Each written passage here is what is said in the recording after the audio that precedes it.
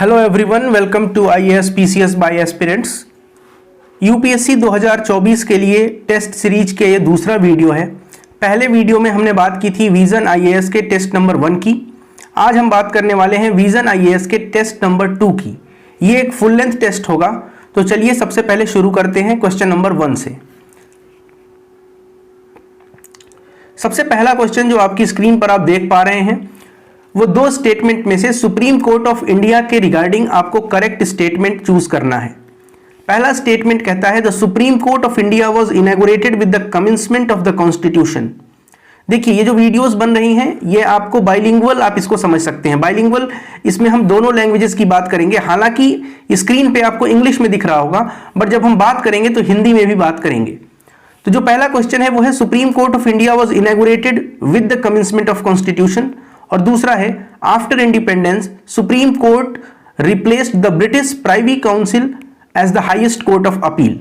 इसका जो correct answer है दोस्तों वो होगा ऑप्शन नंबर 2, क्योंकि अगर हम बात करें कि सुप्रीम कोर्ट का इनॉग्रेशन कब हुआ था तो सुप्रीम कोर्ट जो है वो 28 जनवरी 1950 को शुरू हुआ था।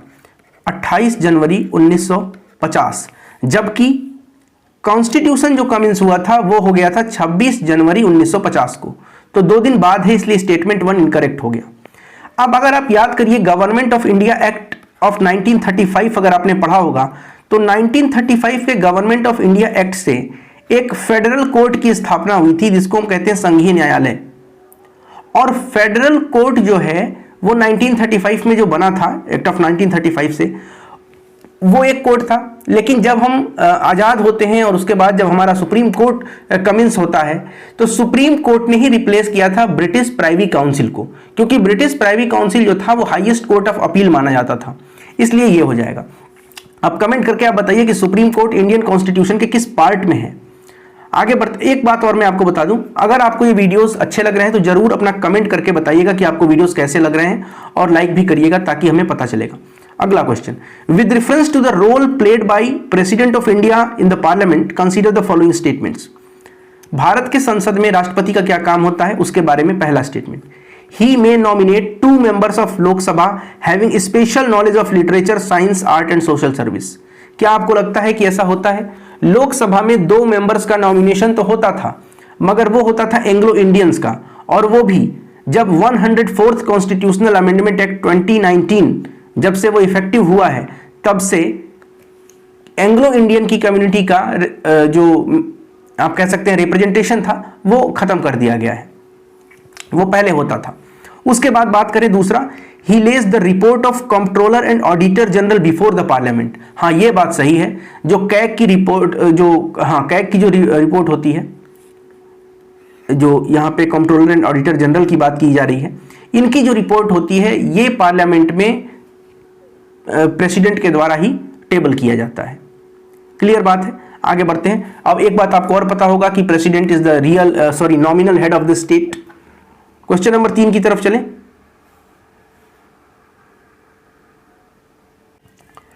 तो क्वेश्चन नंबर 3 क्या कहता है? यह कह रहा है consider the following statement regarding international health regulation. International health regulation 2005 के रिगार्डिंग आपको बताना है। पहला स्टेटमेंट है it is a framework to build the capability to detect and report potential public health emergencies worldwide, और सेकंड स्टेटमेंट है it is legally binding on all WHO member states. इसका जो करेक्ट आंसर होगा दोस्तों वो हो जाएगा ऑप्शन सी, बोथ 1 and 2। अब कैसे होता है, सबसे पहले हम बात करते हैं IHR क्या होता है। देखिए IHR जिसको यहां पे कहा गया है इंटरनेशनल हेल्थ रेगुलेशन, ये एक लीगली बाइंडिंग लॉ है और ये टोटल अब तक 196 कंट्रीज के द्वारा इसको अडॉप्ट किया गया है। 194 स्टेट इसमें से वो हैं जो WHO के मेंबर्स हैं। तो स्टेटमेंट 2 तो करेक्ट हो जाता है कि लीगली बाइंडिंग है WHO के मेंबर्स की। ये जो फ्रेमवर्क था जो लाया गया 2005 में, वो इसलिए लाया गया था, ये एक एग्रीमेंट इसलिए लाया गया था ताकि कैपेबिलिटी बिल्डअप किया जा सके, पोटेंशियल जो पब्लिक हेल्थ में जो इमरजेंसीज आती हैं वर्ल्ड वाइड उसको समझने के लिए, उसको डिटेक्ट करने के लिए, उस पर रिपोर्ट बनाने के लिए, और उसके हिसाब से हम अपनी पब्लिक हेल्थ में किस तरह से चेंज करें उसके लिए ये लाया गया था। क्वेश्चन नंबर 4 की तरफ चलें। तो क्वेश्चन नंबर 4 ये है with reference to the state council of ministers. State council of ministers के रिगार्डिंग आपको बताना है। पहला स्टेटमेंट है the constitution does not specify the maximum strength of the state council of ministers. Question number 4 का पहला स्टेटमेंट। और question number 4 का जो सेकंड स्टेटमेंट है वो है the advice tendered by the council of ministers to the governor shall not be inquired into in any court. देखिए इसका जो करेक्ट आंसर है वो बी है। बी क्यों करेक्ट है? क्योंकि जो advice council of minister governor को देगा उसको किसी भी कोर्ट लॉ के किसी भी कोर्ट में उसको इंक्वायर नहीं किया जा सकता है। पहली बात ये तो सही है, लेकिन constitution does not specify the maximum strength of state council of minister, ये गलत है। कॉन्स्टिट्यूशन के बारे में ये जो बात कही गई है ये गलत है। क्यों गलत है? क्योंकि कॉन्स्टिट्यूशन ऑफ इंडिया में जब 91st अमेंडमेंट किया गया था 2003 में, तो एक आर्टिकल इंक्लूड किया गया, वो था 164 का सब क्लॉज 1। ये था 164 सब क्लॉज 1 और इसका ए, ये इंसर्ट किया गया था 2003 में 91st अमेंडमेंट में। और ये कहता है कि काउंसिल ऑफ मिनिस्टर की संख्या कितनी होनी चाहिए किसी स्टेट में। ये बताता है कि जो भी मिनिस्टर्स होंगे इंक्लूडिंग चीफ मिनिस्टर वो 12 से कम नहीं हो सकते हैं, शैल नॉट बी लेस देन 12, ये बताता है वो मिनिमम के बाद। मैक्सिमम स्ट्रेंथ की जब हम बात करते हैं कि किसी भी स्टेट में मैक्सिमम स्ट्रेंथ कितना हो सकता है, तो वो डिपेंड करता है कि उस स्टेट में टोटल कितने मेंबर हैं असेंबली में, और जितने मेंबर हैं असेंबली में उसका 1/10 की अगर आप बात करें तो उतना लिया जाता है। सॉरी, मैंने शायद 1/10 बोल दिया, वो 15th होता है, 15% की बात होती है।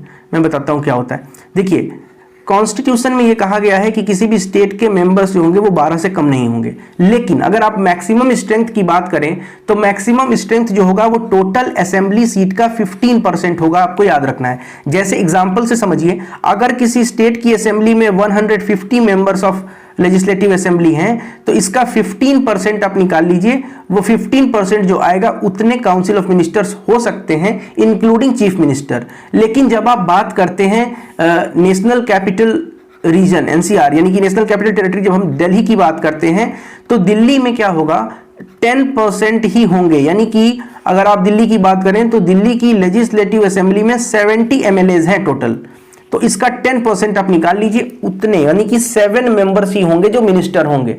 क्लियर है? आगे बढ़ते हैं क्वेश्चन नंबर 5 की तरफ।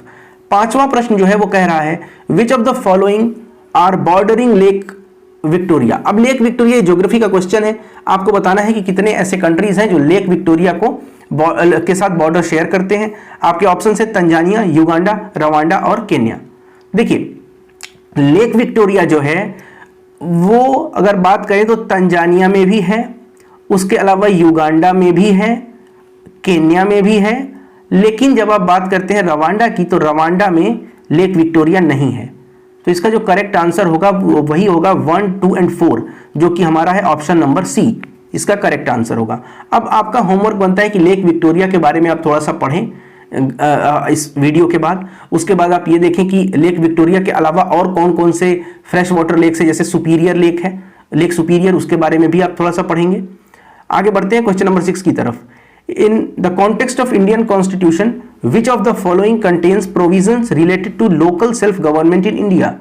Local self government is the very easy question. पहली बात तो पार्ट 9 में लोकल सेल्फ गवर्नमेंट है, क्योंकि पार्ट 9 को ही तो हमने ऐड किया था कॉन्स्टिट्यूशन अमेंडमेंट जब किया था, जिसके अंतर्गत पंचायत को ऐड किया था।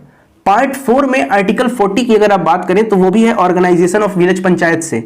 तो इसका मतलब है कि जो करेक्ट आंसर होना चाहिए जिसमें 1 भी हो और उसमें 4 भी हो। इसके अलावा हम बात करें आर्टिकल 280 की, तो आर्टिकल 280 बात करता है फाइनेंस कमीशन की, और फाइनेंस कमीशन जो है वही बताता है कि फंड्स का डिस्ट्रीब्यूशन कैसे होगा। इसका मतलब है कि जिसमें part 9, part 4 and article 280, it means 1, 4 and 5। Option A is the correct answer. Question number 7 की तरफ चलें और 7वां प्रश्न है consider the following statement with reference to the none of the above. आप देखिए जब वोटिंग होती है तो इलेक्शन में अब आपको एक ऑप्शन मिलता है नोटा का। नोटा का मतलब है कि आपको सेलेक्ट करना है कि जितने भी कैंडिडेट्स हैं उनमें से किसी को भी अगर आप वोट नहीं देना चाहते हैं तो आप नोटा पर क्लिक करेंगे। यहां पर अगर हम देखें स्टेटमेंट्स की बात, तो पहला स्टेटमेंट है the votes polled against the NOTA option are counted in total valid voters polled by contesting candidates for the purpose of return for security deposit to candidates. दूसरा statement, even if the NOTA votes are more than the number of votes polled by any of the candidate who secures the largest number of votes has to be declared elected। Statement number 2 तो बिल्कुल सही है। आप suppose करिए कि किसी constituency में total 100 votes पड़े हैं, जिसमें कि नोटा को सबसे अधिक, मान लेता हूं मैं कि नोटा को पड़े हैं 50 वोट्स, उसके बाद किसी कैंडिडेट को पड़े हैं 20 वोट्स, किसी कैंडिडेट को पड़े हैं 30 वोट्स, मान लीजिए 2 ही अगर हैं तो इसमें जो 30 वोट वाला है इसी को हम विनर डिक्लेयर करेंगे, क्योंकि नोटा को विनर तो डिक्लेयर कर नहीं सकते हैं। क्लियर है ये बात? तो इसमें स्टेटमेंट नंबर 2 तो करेक्ट है, लेकिन स्टेटमेंट नंबर 1 जो है वो करेक्ट नहीं है। क्यों नहीं करेक्ट है? ये क्या कह रहा है? The votes polled against the NOTA option are counted in total valid voters polled by the contesting candidates for the purpose of the return of security deposit to candidate.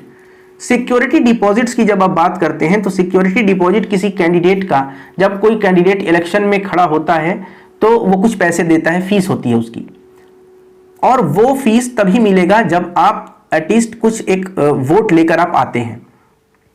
अब यहां पर जब नोटा, सबसे पहले हम नोटा के बारे में थोड़ा सा समझ लेते हैं। देखिए नोटा जो है वो सबसे पहले छत्तीसगढ़ के इलेक्शन में एक बार लाया गया था, उसके बाद फिर मध्य प्रदेश, मिजोरम के इलेक्शंस में लाया गया, फिर राजस्थान में लाया गया, फिर जनरल, ये असेंबली के इलेक्शंस थे। उसके बाद जो 16वीं लोकसभा थी 2014, वहां पर भी इसको क्लियर किया गया था। तो स्टेटमेंट 1 जो है वो इसका ऑप्शन सही नहीं है, केवल और केवल इसका 2 सही है। ये आपको याद रखना पड़ेगा कि पहला वाला गलत है। क्यों गलत है? जितने भी वोट पोल हो रहे हैं अगेंस्ट नोटा, उनको हम कभी भी अकाउंट में नहीं लेंगे जब हम टोटल वैलिड वोट्स में लेंगे। अगर जैसे टोटल वैलिड वोट्स को जब हम काउंट करेंगे, टोटल वैलिड वोट्स, तो उसमें नोटा वाले को हटा देंगे। कब हटा देंगे? जब हमको सिक्योरिटी डिपॉजिट की बात करनी है तो। क्लियर है? तो सिक्योरिटी डिपॉजिट कैंडिडेट का नोटा के वोट को हटाने के बाद परसेंटेज कैलकुलेट करेंगे। ओके, क्वेश्चन नंबर 8 की तरफ चलते हैं। क्वेश्चन नंबर 8 है, which of the following have been explicitly mentioned in constitution as a ground for disqualification for being elected as a member of parliament. Member of parliament के disqualification के लिए constitution में इनमें से कौन सी बात कही गई है, यह आपको बताना है। आपके ऑप्शंस हैं 1, 2 एंड 3। तो चलिए हम बात करते हैं एक एक करके सारे ऑप्शंस की।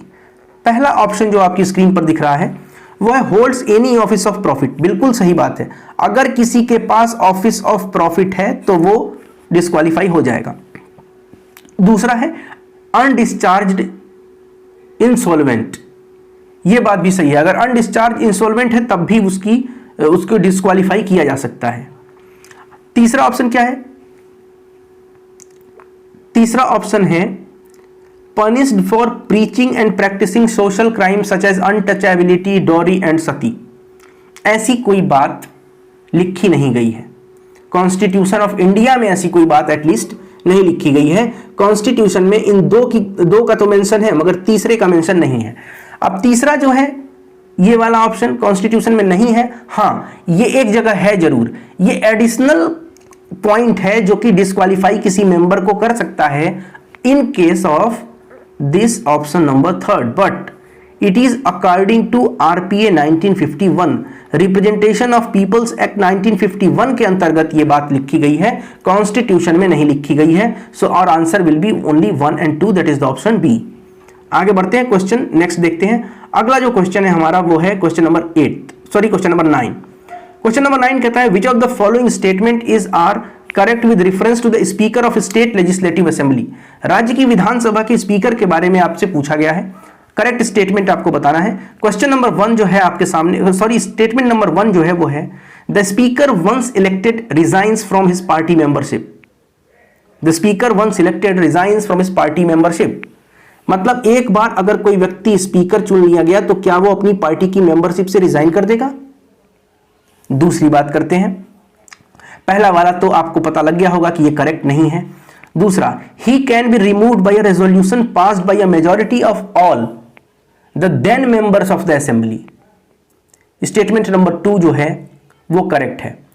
अगर स्पीकर को हटाना है तो एक रेजोल्यूशन पास होगा, उस समय जितने लोग हैं उनके सामने अगर वो रेजोल्यूशन पास कर देते हैं मेजॉरिटी के साथ तो वो हो जाएगा। लेकिन इसके पहले, इस रेजोल्यूशन को चलाने से पहले, मूव करने से पहले 14 डेज एडवांस में स्पीकर के पास एक नोटिस पहुंच जानी चाहिए। स्टेटमेंट नंबर 3 की बात करते हैं। He resigns by writing to the deputy speaker. ये बिल्कुल सही बात है, डेप्यूटी स्पीकर को ही वो रिजाइन करेगा। Speaker resigns to deputy speaker and deputy speaker resigns to speaker. So statement 1 and 2 are correct. तो इस तरह से हम देखते हैं अगर इसका करेक्ट आंसर होगा तो अभी ऑप्शन देखते हैं। ऑप्शन क्या है? 1 and 2, 2 and 3, 3 only, 1, 2 and 3 only.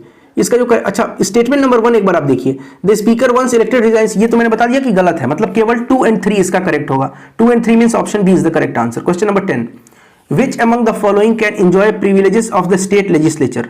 State legislature के जो प्रिविलेजेस हैं वो किनको किनको इनमें से मिलेंगे?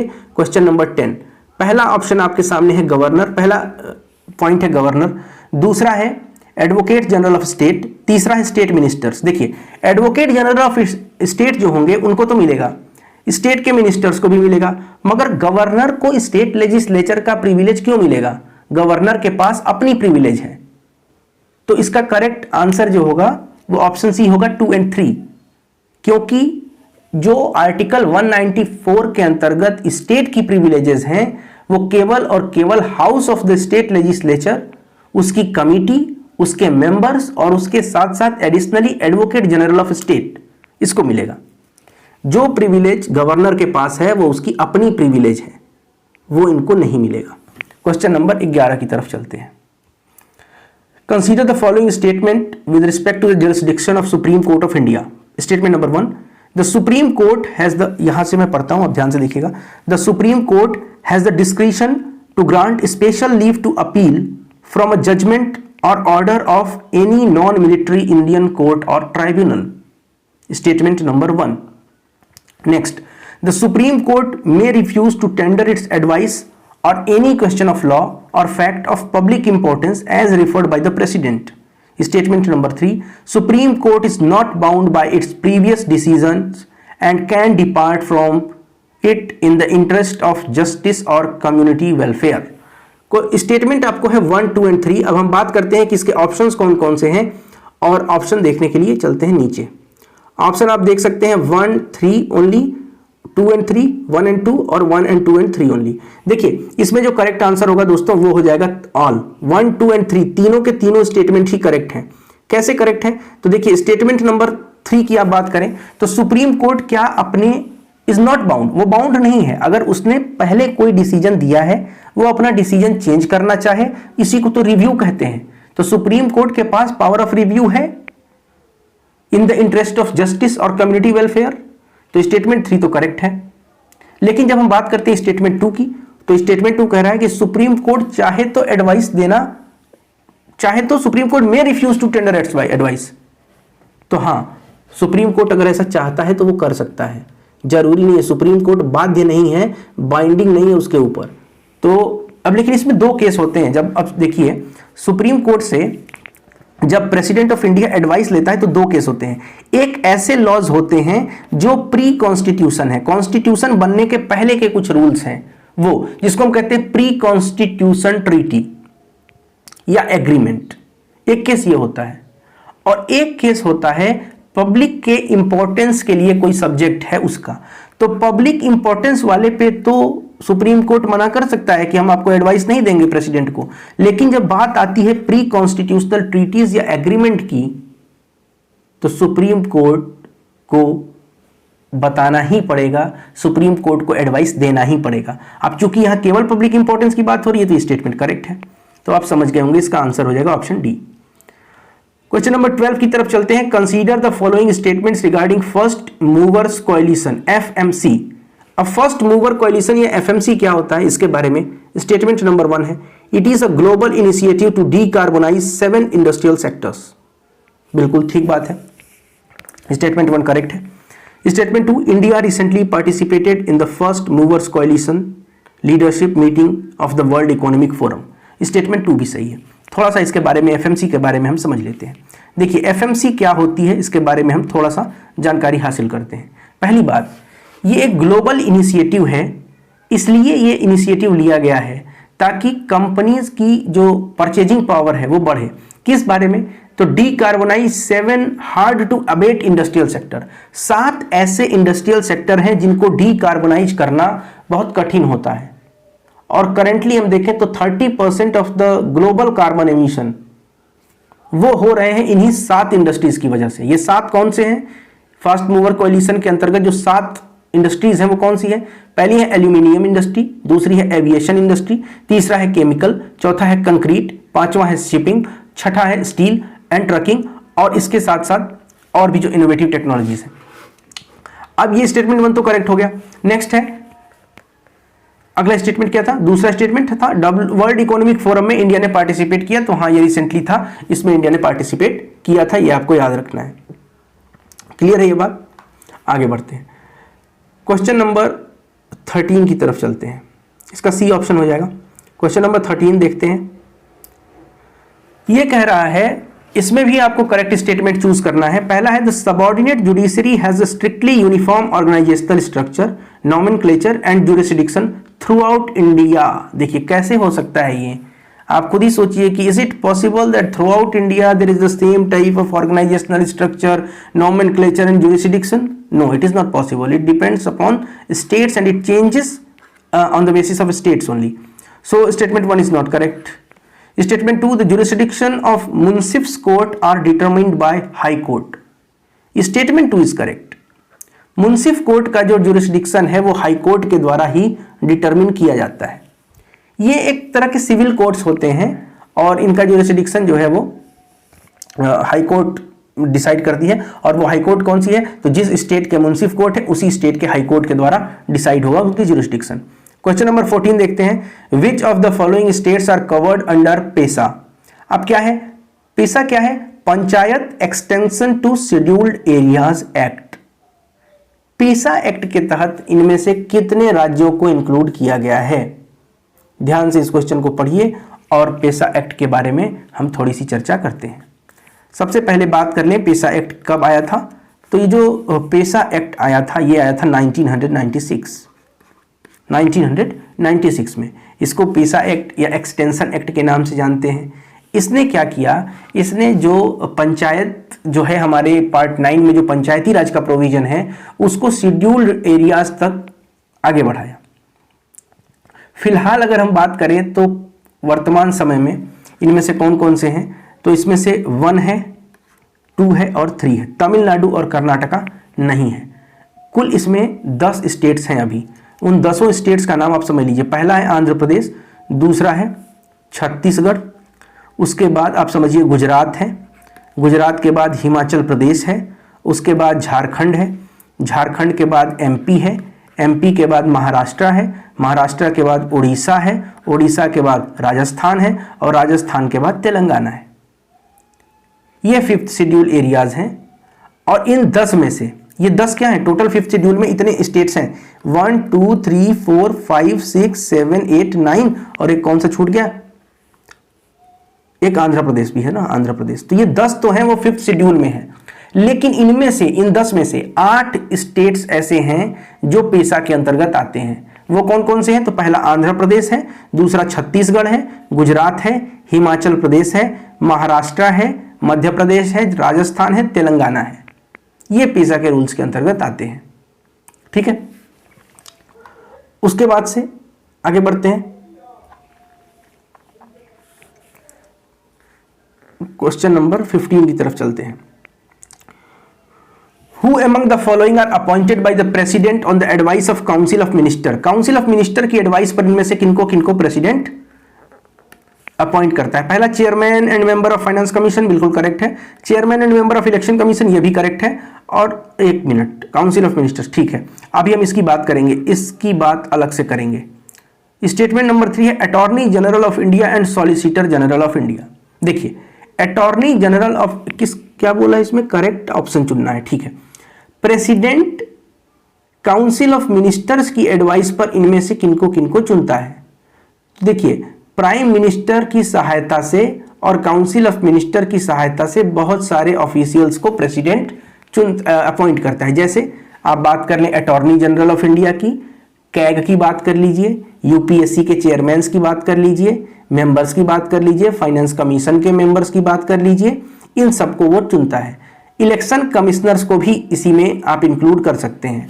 फिलहाल इलेक्शन कमीशन वाली बात जो है वो आपको पता होगा कि सुप्रीम कोर्ट ने कहा था कि एक कमेटी होनी चाहिए जिसमें कि लीडर ऑफ अपोजिशन होंगे, जिसमें कि प्राइम मिनिस्टर ऑफ इंडिया होंगे, जिसमें कि चीफ जस्टिस ऑफ इंडिया होंगे, और इन लोगों के द्वारा एक कमेटी बनेगी, वो रेकमेंड करेगी तो प्रेसिडेंट अपॉइंट करेगा। बट फिर इसके लिए अभी क्या है कि एक बिल भी लेकर आई है करंट जो गवर्नमेंट है, तो करंट गवर्नमेंट जो बिल लेकर आई है उसमें उन्होंने थोड़ा सा चेंज किया है, सीजेआई को हटा दिया है और यहाँ पर एक कैबिनेट मिनिस्टर का इंक्लूजन किया है कि ये कैबिनेट मिनिस्टर होंगे। फिलहाल अभी के हिसाब से अगर हम देखें तो करेक्ट आंसर हो जाएगा 1 और 2, और उसके साथ साथ ये अटॉर्नी जनरल और सॉलिसिटर जनरल की बात नहीं कही गई है। ये जो अटॉर्नी जनरल है वो अटॉर्नी जनरल भी लिख दिया है और सॉलिसिटर जनरल ऑफ इंडिया भी लिख दिया है, जबकि यहाँ पे होता है एक तो होता है कैग की नियुक्ति करते हैं, उसके अलावा अटॉर्नी जनरल की करते हैं, लेकिन सॉलिसिटर जनरल जो है उसका अपॉइंटमेंट के लिए ये लोग अलग से प्रेसिडेंट को नहीं बताते, वो डिपेंड करता है, जब जरूरत होती है तो करते हैं। सॉलिसिटर जनरल और एडिशनल सॉलिसिटर जनरल, इन दोनों को अटॉर्नी जनरल के कहने पर अपॉइंट कर लिया जाता है। ये हेल्प करने के लिए बेसिकली हैं, तो इनका कोई वो नहीं है। केवल अटॉर्नी जनरल का हमारे बारे में कहा गया है कॉन्स्टिट्यूशन में, बाकी जो दो हैं वो हेल्प करते हैं अटॉर्नी जनरल की, चाहे सॉलिसिटर जनरल हो या एडिशनल सॉलिसिटर जनरल वगैरह हो, इन लोगों को रखा जाता है कि वो हेल्प करेंगे केवल। क्लियर है? इनके बारे में कॉन्स्टिट्यूशन में कोई मेंशन नहीं किया गया है। आगे बढ़ते हैं, नेक्स्ट चलते हैं क्वेश्चन नंबर 16 की तरफ। Consider the following statement with reference to the leader of opposition of Lok Sabha. Leader of opposition केवल बोला है, लोकसभा नहीं बोला है। ठीक है, क्वेश्चन नंबर 16 है। 16 का पहला आप स्टेटमेंट पढ़िए। पहला स्टेटमेंट है the office of leader of opposition is constitutional office, statement number 1। अब इसमें भी आप थोड़ी सी बात समझेंगे कि जो लीडर ऑफ अपोजिशन होता है ये कॉन्स्टिट्यूशनल नहीं है, ये एक स्टैट्यूटरी रिकॉग्निशन है इसका। तो पहला स्टेटमेंट तो गलत हो गया, पहला स्टेटमेंट गलत हो गया। स्टेटमेंट 2 क्या कह रहा है? The leader of largest opposition party having not less than 1/10 seats. तो ये बात तो सही है, कम से कम 1/10 सीट होनी चाहिए, तभी लीडर ऑफ अपोजिशन उसको बनाया जाएगा, उस पार्टी के लीडर को।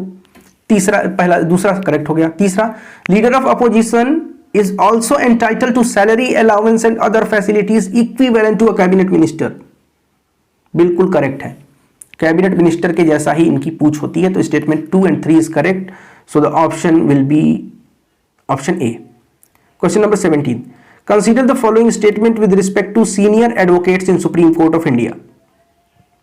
पहला, these are advocates who are designated as senior advocate by Supreme Court or any high court. दूसरा, they cannot appear in Supreme Court without an advocate on record.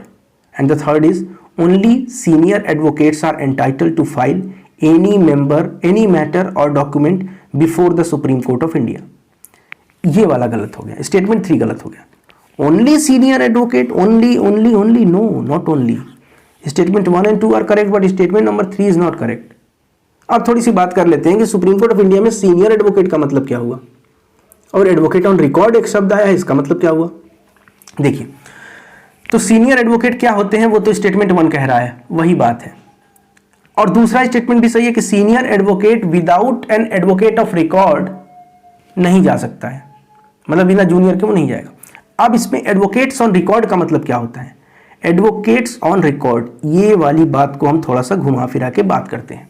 इसका मतलब होता है only these advocates are entitle to file any matter or document before the supreme court of India. They can also file an appearance or act for a party in the supreme Court. ये advocate on record जो होंगे, केवल यही लोग किसी file या matter के या डॉक्यूमेंट को सुप्रीम कोर्ट ऑफ इंडिया के पास फाइल कर सकते हैं। अदर एडवोकेट्स अलग होते हैं, वो जो बार काउंसिल में, स्टेट बार काउंसिल में होते हैं वो अलग हैं। तो एडवोकेट ऑन रिकॉर्ड का मतलब जो एंटाइटल्ड है मैटर को सुप्रीम कोर्ट में फाइल करने के लिए वही अपीयरेंस फाइल करेंगे, उनको कहते हैं एडवोकेट्स ऑन रिकॉर्ड। ओके, सो आगे बढ़ते हैं, क्वेश्चन नंबर 18 की बात करते हैं। क्वेश्चन नंबर 18 कह रहा है कि राज्यसभा के बारे में आपको बताना है। पहला स्टेटमेंट राज्यसभा के बारे में क्या है? All states are given equal, why all states are given equal representation in Rajya Sabha? Okay, not correct पूछा है, most important. So statement 1 is not correct. The 4th schedule of constitution deals with allocation of seats in Rajya Sabha. Okay, 100% correct. So statement which is not correct is only A. Next, now we are moving to the next question, and that is the 19th question of this test. Who among the following can participate in elections of the member of legislative council of a state? MLC के election में इनमें से कौन कौन से लोग participate करते हैं? अब आपको पता होगा कि जब लेजिस्लेटिव काउंसिल ऑफ स्टेट का इलेक्शन होता है तो वो एक इनडायरेक्ट इलेक्शन होता है। इनडायरेक्ट इलेक्शन का मतलब डायरेक्टली कोई व्यक्ति उसमें नहीं जाएगा इलेक्ट करने, मतलब जनता के द्वारा सीधे नहीं चुने जाते हैं। Members of municipality of state, बिल्कुल सही बात है। देखिए, जो लोकल बॉडीज होंगी स्टेट की या डिस्ट्रिक्ट बोर्ड होंगे, 1/3 1/3 मेंबर्स वहां से इलेक्ट किए जाते हैं। ग्रेजुएट्स जो होते हैं उनके द्वारा, जो ग्रेजुएट्स होते हैं, ग्रेजुएट्स कौन?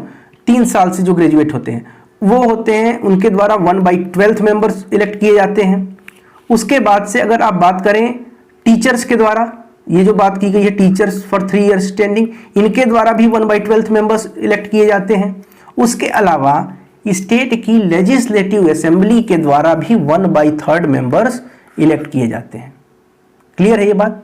यहां तक आप समझ गए होंगे, तो अब आपको पता चल गया होगा। इस तरह से टोटल 5/6 तो ऐसे इलेक्ट होते हैं, और उसके बाद 1/6 मेंबर गवर्नर के द्वारा नॉमिनेट किए जाते हैं, गवर्नर के द्वारा खुद से नॉमिनेट किए जाते हैं। तो इसका तो करेक्ट आंसर 1, 2, 3 and 4 हो जाएगा। 1, 2, 3 and 4 कौन सा है? ऑप्शन नंबर ए, नहीं sorry C. Question number 20, metropolitan planning committee के बारे में करेक्ट स्टेटमेंट आपको चूज करना है। पहला स्टेटमेंट है the state legislature may make provision for the composition of metropolitan planning committee. Second statement, 3/4 of its members should be elected by the elected members of the municipalities and chairpersons of panchayats in the metropolitan area from among themselves. And the third is the chairpersons of such committees shall forward the development plan to the state government.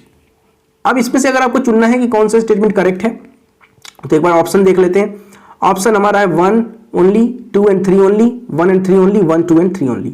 देखिए इसका जो correct answer है, पहला तो इसका statement number, एक statement की हम बात कर लेते हैं। पहले तो यही समझ लेते हैं कि मेट्रोपॉलिटन कमिटी होती क्या है। आइए इसकी बात कर लेते हैं। मेट्रोपॉलिटन कमिटी का मतलब होता है आर्टिकल 243 का ZE इंडियन कॉन्स्टिट्यूशन का, ये बताता है मेट्रोपॉलिटन कमिटी के एस्टेब्लिशमेंट के बारे में। क्लियर है? इस कमिटी में कैसे कैसे लोग होंगे, कंपोजिशन क्या होगा, इसका मैनर या इलेक्शन क्या होगा, ये किसको रिप्रेजेंट करेंगे, इनके फंक्शंस क्या होंगे, ये कैसे कोऑर्डिनेट करेंगे उस एरिया में, इनके चेयरपर्सन्स या इनकी कमिटीज का इलेक्शन कैसे होगा, ये सब बातें बताई गई हैं। तो ये पहला स्टेटमेंट जो अगर आप इसका देख रहे हैं, जो कि कह रहा है कि द स्टेट लेजिस्लेचर में मेक, तो हाँ स्टेट लेजिस्लेचर ही बनाता है। स्टेटमेंट नंबर 2 की अगर हम बात करें, which of the following is are correct पूछा है ना इसमें, ठीक है। स्टेटमेंट नंबर 1 करेक्ट हो गया। स्टेटमेंट नंबर 2 क्या कह रहा है कि 3/4 ऑफ इट्स मेंबर्स, नहीं 3/4 ऑफ इट्स मेंबर्स नहीं होगा, यहां पे होगा 2/3। मैं मार्कर लेता हूं, ये होगा 2/3। ये एक्ट कहता है कि 2/3 मेंबर्स जो मेट्रोपॉलिटन कमिटी के होंगे, मेट्रोपॉलिटन प्लानिंग कमिटी के होंगे, वो इलेक्ट किए जाएंगे elected members of municipalities and chairpersons of the panchayats in that metropolitan area के द्वारा। तो स्टेटमेंट 2 तो इनकरेक्ट हो गया। स्टेटमेंट 3 क्या कह रहा है, ये सही है। स्टेटमेंट 3 कह रहा है कि the chairperson of such committees shall forward the development plan to the state government. Obviously it is an obvious statement. Now coming to the question number 21 and must remember that it is asking about the not part. So moving to the 21st question, which of the following cases the governor can not make an ordinance without the instruction from the president. President के instruction के बिना इनमें से किन cases में government ordinance नहीं बना सकता है? 21 नंबर क्वेश्चन। पहला, नॉट के बारे में पूछा है, नहीं बना सकता है। तो पहला देखिए, bill containing the same provisions would be required the sanction of the president for its introduction. भाई जिसमें प्रेसिडेंट की जरूरत है उस पर कैसे बना सकते हो? तो स्टेटमेंट 1 आप नहीं बना सकते हो, और पूछा है कि नहीं बना सकते हो, मतलब ये करेक्ट हो गया। If he would have deemed it necessary to reserve a bill for containing provisions, अब जब प्रेसिडेंट के कंसीडरेशन के लिए उस पर भी अपने मन से कैसे बना सकते हो? नहीं बना सकते हो, तो स्टेटमेंट 2 भी हो जाएगा। उसके बाद क्या हो रहा है, उसके बाद स्टेटमेंट नंबर 3 की बात की गई है। स्टेटमेंट नंबर 3 क्या कहता है? ये कह रहा है if an act of the state legislature containing the same provision, अब जब प्रेसिडेंट के, अब देखिए इसको मैं पूरा नहीं पढ़ रहा हूं, जब प्रेसिडेंट के एसेंट के लिए आपने उसको रखा हुआ है तो इस पर भी आप अपने मन से कैसे बना देंगे? तो 1, 2 और 3 किसी पर भी आप नहीं बना सकते हैं। क्या? ऑर्डिनेंस। क्वेश्चन नंबर 22 की तरफ चलते हैं। मैं थोड़ा सा कभी कभी फास्ट हो जाता हूं किसी किसी क्वेश्चन में, तो आप उसको एक बार पढ़ लीजिएगा, पॉज करके भी पढ़ सकते हैं, थोड़ा बहुत तो करना पड़ेगा ना। Question number 22, with reference to the pardoning power of the president consider the following statements। Pardoning power जब आप प्रेसिडेंट की पढ़ते हैं तो उसके बारे में आपको इसमें करेक्ट स्टेटमेंट चुनना है। 3 स्टेटमेंट है। पहला, रेमिशन implies the reducing the period of sentence without changing it's character. बिल्कुल, देखिए रेमिशन का मतलब होता है कि without changing the character, it means आप समझिए किसी को 6 साल की कठोर कैद हुई है, कठोर कारावास जो आप सुनते हैं, चक्की पीसने वाला, तो इस 6 साल को 4 साल कर सकता है, इसको रिमिशन कहेंगे। लेकिन कठोर को कठोर ही रहने देना है, कैरेक्टर चेंज नहीं करना है। दूसरा है, commutation denotes the substitution of one form of punishment for a lighter form. यह भी करेक्ट है। इसका मतलब क्या होता है? इसका मतलब होता है कि प्रेसिडेंट ऑफ इंडिया ने अगर किसी को 6 वर्ष की कठोर कारावास दी है, उसको साधारण कारावास में बदल देगा। क्लियर है? स्टेटमेंट नंबर 3 की बात करते हैं। Respite denotes awarding a lesser sentence in a place of one originally awarded due to some special reason. जैसे कोई प्रेग्नेंट लेडी है और उसको आपने कोई उसको सजा मिली हुई है, तो उसकी प्रेगनेंसी को या उसकी डिसेबिलिटी को ध्यान में रखते हुए, because of the special condition he or she is facing, अगर प्रेसिडेंट ऑफ इंडिया उसके अवार्ड को लेसर करता है तो this is known as respite. Pardoning power article 72 में है प्रेसिडेंट के, और वो आपने पढ़ा होगा। तो स्टेटमेंट 2 भी करेक्ट है, स्टेटमेंट 3 भी करेक्ट है, और स्टेटमेंट नंबर 1 भी करेक्ट है। तो इसका करेक्ट आंसर 1, 2 एंड 3 ऑल हो जाएगा। Question number 23, which of the following are the constitutional safeguard for the independence of supreme court. Supreme court की स्वतंत्रता बनाने के लिए संविधान में किन किन बातों के बारे में कहा गया है? पहला, power to punish for its contempt, बिल्कुल सही बात है। Freedom to appoint its staff, ये भी सही है। बैन और प्रैक्टिस आफ्टर रिटायरमेंट, ये भी सही है। It's jurisdiction can not B curtailed by parliament, 100%। 1, 2 and 3 and 4 all are the correct. Supreme Court is an independent body. In order to safeguard the independence of this body, there are some provisions, and all these provisions which are mentioned in this option 1, 2, 3 and 4 are correct. So the correct answer will be option D. Now coming to the question number 24. Consider the following statements and we have to choose the correct option. So here the first statement is, governor appoints the judges by the concerned state governor appoints the judges of the concerned state high court after consultation with president. Of course, question number 24 पहले पढ़ लिया। क्या ऐसा होता है? क्या governor president से consult करता है स्टेट हाई कोर्ट के जजेस के लिए? सोचिएगा, गलत है। Next, the appointment, posting and promotion of district judges in the state are made by the governor of the state in consultation with high court. How the governor is going to appoint the district judges? अब समझते हैं। Question number 24 की बात एक बार करते हैं। देखिए question number 24 में जो पहला स्टेटमेंट है, गवर्नर अपॉइंट्स, मैंने शायद इसको गलत पढ़ लिया था। गवर्नर अपॉइंट्स द जजेस by the concern of the concerned state high court, बिल्कुल। क्वेश्चन नंबर 24 का जो करेक्ट आंसर है वो है ऑप्शन बी, ओनली 2, पेन नहीं लिया मैंने, option B is the correct answer. क्यों? दूसरा तो सही है, लेकिन पहला स्टेटमेंट जो कह रहा है उसको आप ध्यान से पढ़िए। गवर्नर अपॉइंट्स द जजेस of the concerned state high court after consultation with president. अरे प्रेसिडेंट से गवर्नर कंसल्ट करेगा, ये कहां की बात है?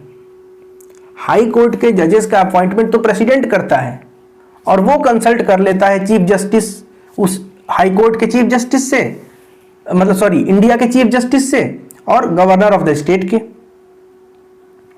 तो ये उल्टी बात लिख दी गई है इसमें, तो स्टेटमेंट 1 जो है वो करेक्ट नहीं है। Question number 25, with reference to the appointment of chief minister consider the following statement. पहला, according to constitution of India a person must prove his majority in the legislative assembly before. No, before की क्या जरूरत है, वो बाद में भी। देखिए गवर्नर के ये विवेक पर निर्भर करता है कि वो किसको चुनता है। तो पहला स्टेटमेंट जो है वो गलत हो गया। जरूरी नहीं है कि आप पहले मेजॉरिटी प्रूफ करें, बाद में भी प्रूफ किया जा सकता है। Next, a person who is not a member of state legislature can not be appointed. He can be appointed as the chief minister but with in the next 6 months he or she must attain the membership of either the legislative assembly or the legislative council. So question number 25, both the statements are wrong. Question number 26, with reference to the consultative committees, consider the following statement. Statement 1, these committees provide a forum for informal discussion between the ministers and members of parliament on policies and programs of the government. Statement number 1. Statement 2 is these committees are constituted by Ministry of Parliamentary Affairs. So here statement 1 as well as statement 2 both are correct. Now coming to the question number 27. Which of the following are compulsory provisions under 73rd constitutional amendment? Most important thing is that you must understand compulsory provision. So 27th, here Panchayati Raj में 3 tier system बिल्कुल सही है। Constitution of gram सभा, of course constitution of gram sabha तो है ही। 3 reservation of seats for women, yes 33%, and some states like Bihar, इन लोगों ने 50% भी किया है। नेक्स्ट है granting financial power to the panchayat, no. Representation of MPs in local bodies, no, not at all. तो 4 and 5 बोथ आर रॉन्ग। और हम बात अगर करें, इसको थोड़ा सा एक्सप्लेन करते हैं। देखिए 3 tier सिस्टम जो है वो बलवंत राय मेहता ने रिकमेंड किया। मतलब अगर आप पंचायत की बात करते हैं तो पंचायत में एक विलेज में होगा, विलेज लेवल पे, एक ब्लॉक लेवल पे और एक होगा डिस्ट्रिक्ट लेवल पे। ऑर्गेनाइजेशन ऑफ पंचायत जो होगा ये एक विलेज या ग्रुप ऑफ विलेज के लिए कंपलसरी प्रोविजन में आता है, और 3 लेवल पे होगा ये भी कंपलसरी प्रोविजन में आता है। ठीक है, डायरेक्ट इलेक्शन होते हैं पंचायत में, वो भी है। रिजर्वेशन होगा 1/3 के लिए, वो भी है। और establishment of state election commission for conducting the elections to panchayat, panchayat के इलेक्शंस जो होंगे वो स्टेट इलेक्शन कमीशन कराता है, ये याद रखिएगा। Question number 28, with reference to municipal corporation consider the following statement. पहला, the council of municipal corporation is a legislative wing of the corporation consisting of both elected and nominated members. दूसरा, mayor's main function is to preside over the meetings of the council.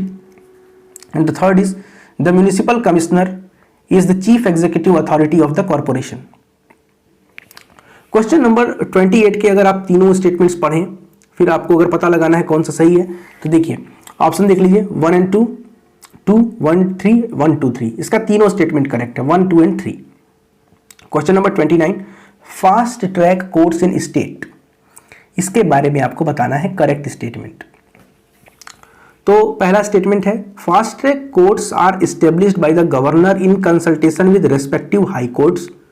दूसरा है जजेस of fast track courts are appointed on ad hoc basis. आपको चुनना है correct answer. देखिए पहला statement जो है वो गलत है। क्यों गलत है? ये कहता है established by governor consultation with high court, जबकि सॉरी क्या हो रहा है,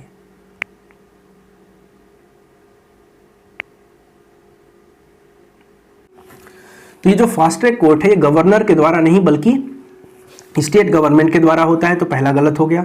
दूसरा, जजेस of fast track courts are appointed on ad hoc basis. हाँ, ये बात तो ठीक है, एडहॉक बेसिस पर ही उनको इलेक्ट किया जाता है। बढ़ते हैं क्वेश्चन नंबर 30 की तरफ। Without seeking the permission of the house a member of a state legislature can be absent from all the meeting for a maximum period. बिना पूछे पाछे कितने दिनों तक एब्सेंट रह सकता है कोई मेंबर अपनी स्टेट लेजिस्लेचर से ताकि वैकेंसी नहीं हो? तो इसका करेक्ट आंसर होगा option D, 60 days. Question number 31, who among the following are included in electoral college for the election of president of India. देखिए, प्रेसिडेंट ऑफ इंडिया का जो इलेक्शन होता है वो इलेक्टोरल कॉलेज के बेसिस पे होता है। अब इलेक्टोरल कॉलेज में कौन कौन से लोग आते हैं वो आप समझ लीजिए। सबसे पहले लोकसभा के इलेक्टेड मेंबर्स, राज्यसभा के इलेक्टेड मेंबर्स, उसके अलावा state assemblies, state legislative assemblies के इलेक्टेड मेंबर्स, और पौंडीचेरी प्लस दिल्ली की असेंबली के इलेक्टेड मेंबर्स। अब यहां देखिए, nominated members of both the house नहीं हो सकते हैं, कहां से होंगे? ये नहीं होंगे ना, नहीं होंगे। दूसरा, elected members of legislative assembly of state, यही मैंने अभी बताया, ये होंगे। Elected member of legislative assembly of UT, बिल्कुल होंगे, अभी हमने देखा पौंडीचेरी और दिल्ली के। तो 2 and 3 are correct. Question number 33, under which of the following special conditions the parliament can legislate on subjects included in the state list. State list के subject पर पार्लियामेंट कब कानून बना सकती है? ऐसे क्या स्पेशल ओकेजन आ जाएगा, कंडीशन आ जाएगा जिस पर ये होगा? पहला है इन द नेशनल इंटरेस्ट। भाई, in the national interest backed by a resolution of Rajya Sabha. Correct question, correct statement पूछा है, हाँ करेक्ट स्टेटमेंट पूछा है। दूसरा, when 2 or more seats request the parliament, when 2 or more states request the parliament. Third है to implement international treaties, बिल्कुल। When a model code of conduct has been implemented due to state legislative election, जो correct answer होगा दोस्तों इसका वो होगा 1, 2 and 3, ये 3 होंगे। स्टेट में मॉडल कोड ऑफ कंडक्ट है तो इसका मतलब क्या है कि आप उस पर कानून बना देंगे जाके उस राज्य में? नहीं बनाएंगे ना। Next question number 33, with reference to ordinance making power of governor. Governor का ऑर्डिनेंस मेकिंग पावर क्या है उसके बारे में ये क्वेश्चन पूछा है।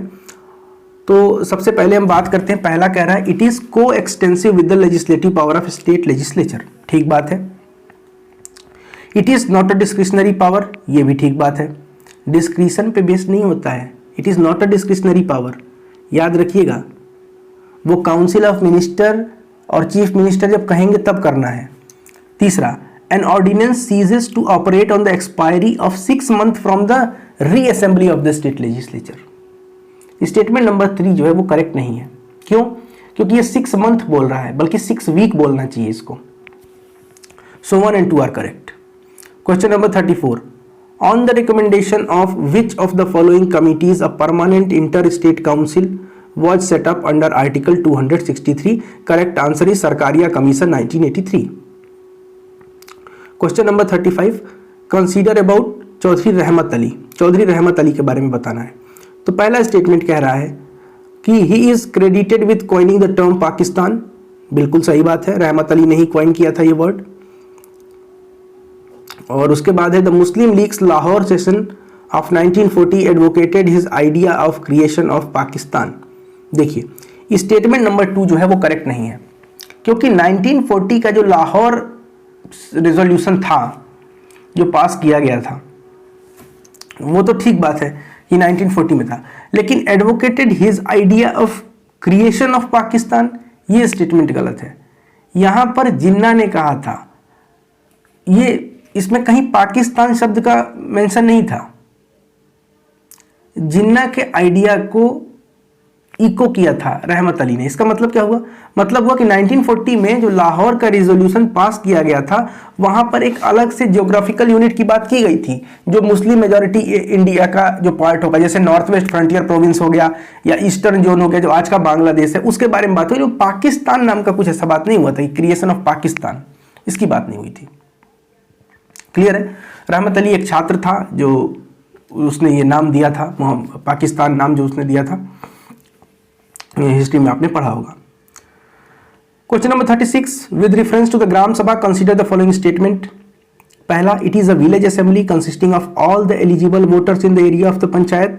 बिल्कुल, ये एक स्टेटमेंट हो गया। दूसरा, it may exercise power and perform functions at the village level as the legislature of state determines. देखिए, क्वेश्चन नंबर 36 को पढ़ेंगे तो दो स्टेटमेंट है। 73rd कॉन्स्टिट्यूशनल अमेंडमेंट एक्ट से ही पंचायती राज आया था।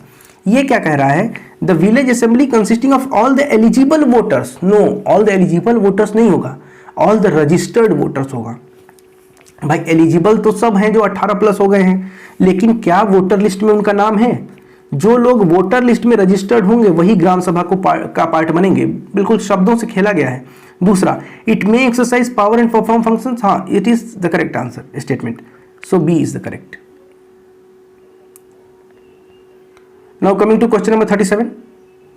Question number 37 is transcriptome is a complete set of all RNA molecule in a cell that carry genetic information from DNA, and RNA is a nucleic acid present in all the living cell.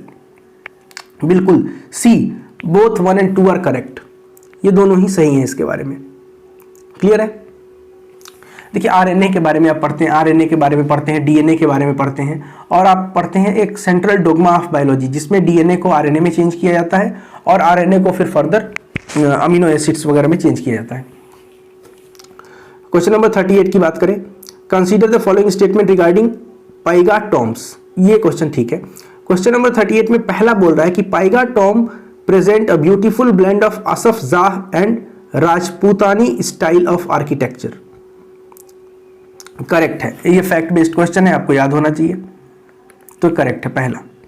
दूसरा, Paigahs were the highest ranking nobles in the princely state of Hyderabad. ये statement भी correct है। Build of red marbles they captivate visitors with intricately designed interiors. ये जो statement number 3 है ये दोस्तों correct नहीं है, तो ऑप्शन कौन सा हमारा हो जाएगा? ऑप्शन हो जाएगा ए। ऑप्शन ए मतलब 1 and 2 ओनली। तो बात करते हैं क्वेश्चन नंबर 39 की। Which of the following countries has recently genetically engineered a chestnut tree to restore the forest in its reason.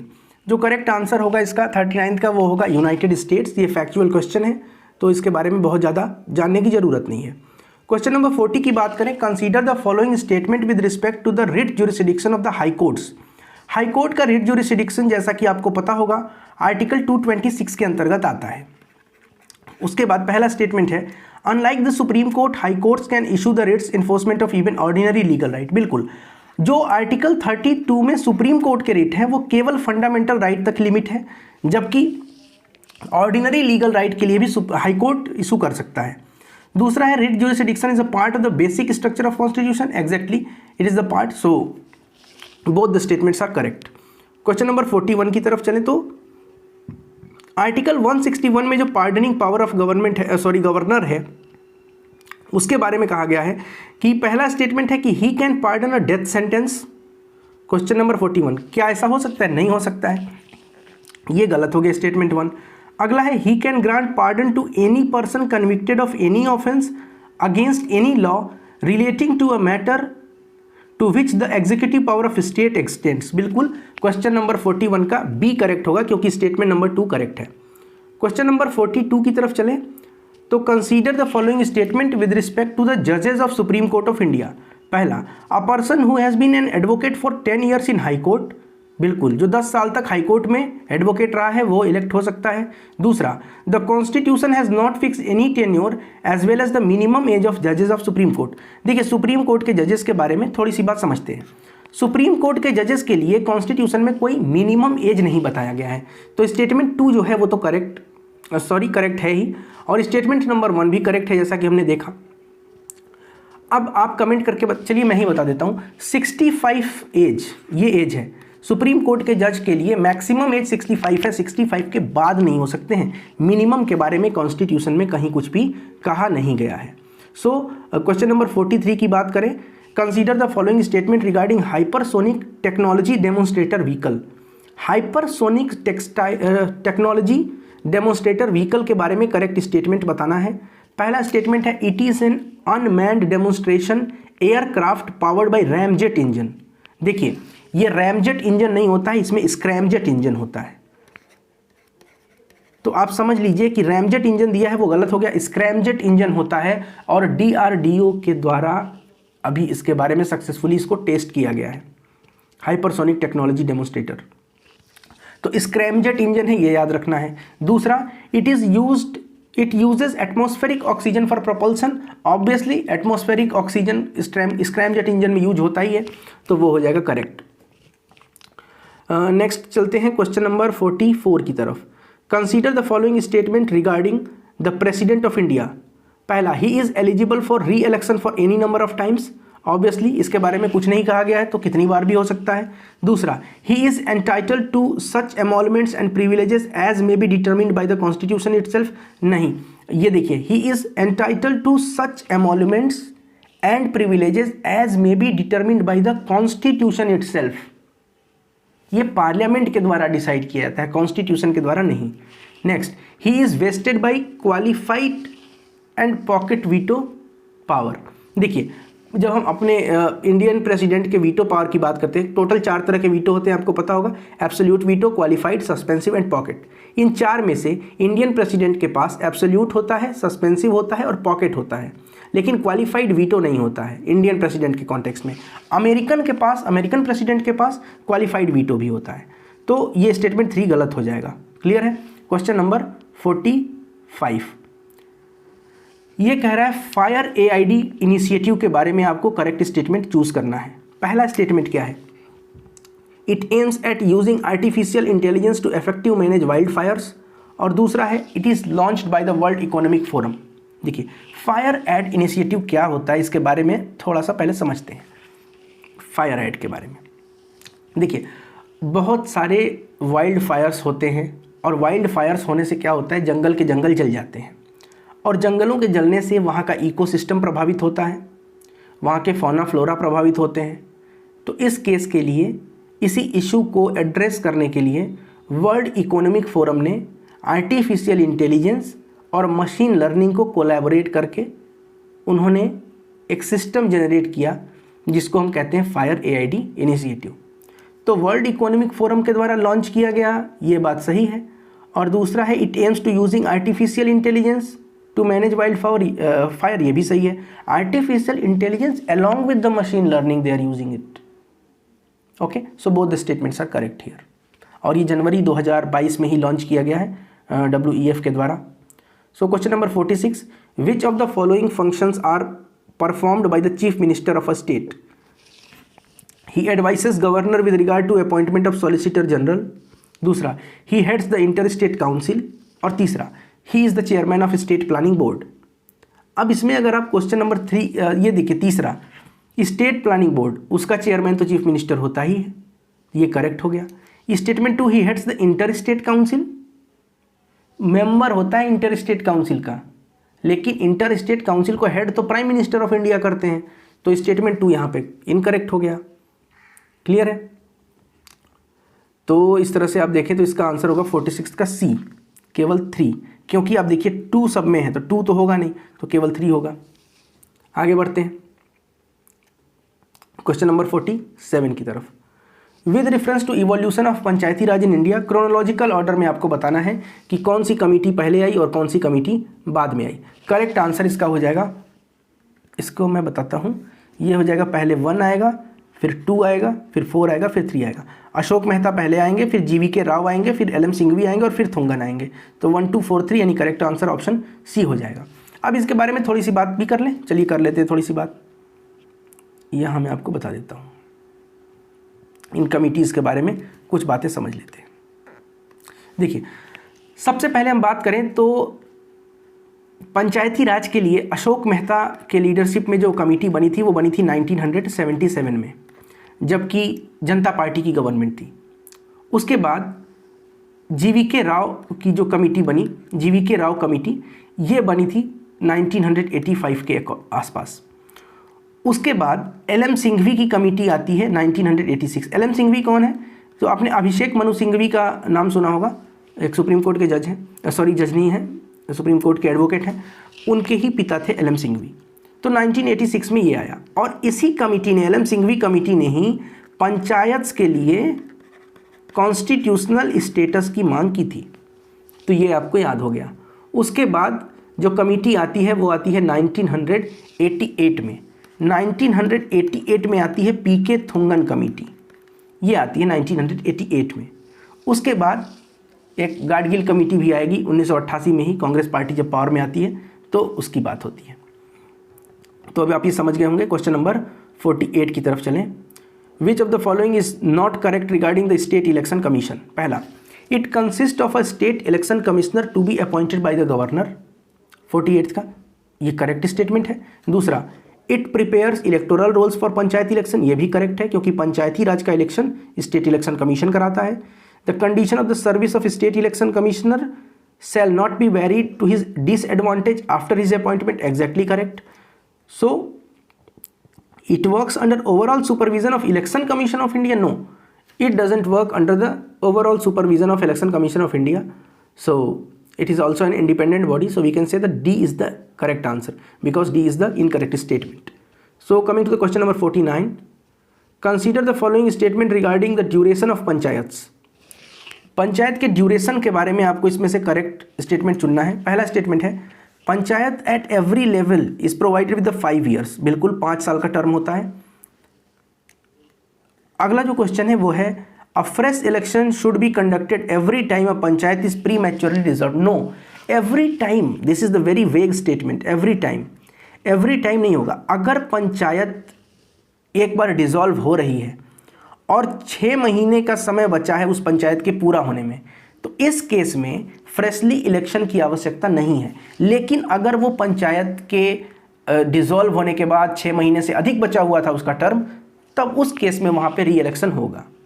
Next, a panchayat constituted after pre mature dissolution does not enjoy the full period of 5 years, exactly correct. ये केवल और केवल उतना ही term करेंगे जितना बचा हुआ होगा। जैसे आप समझिए कि कोई पंचायत 3 साल के बाद डिसॉल्व हो गई, तो next elected panchayat will work only for the next 2 years. Once the whole period of 5 years completes, this panchayat will also be dissolved and the new election will be carried out. Now coming to the next question, and the next question is question number 50. Assertion and reason. First, the President of India is an integral part of the Parliament. Okay, correct statement. A bill passed by both House of Parliament cannot become law until the President signs. Exactly correct. So A is correct, R is correct, and R is the correct explanation for A. Option A. Question number 51.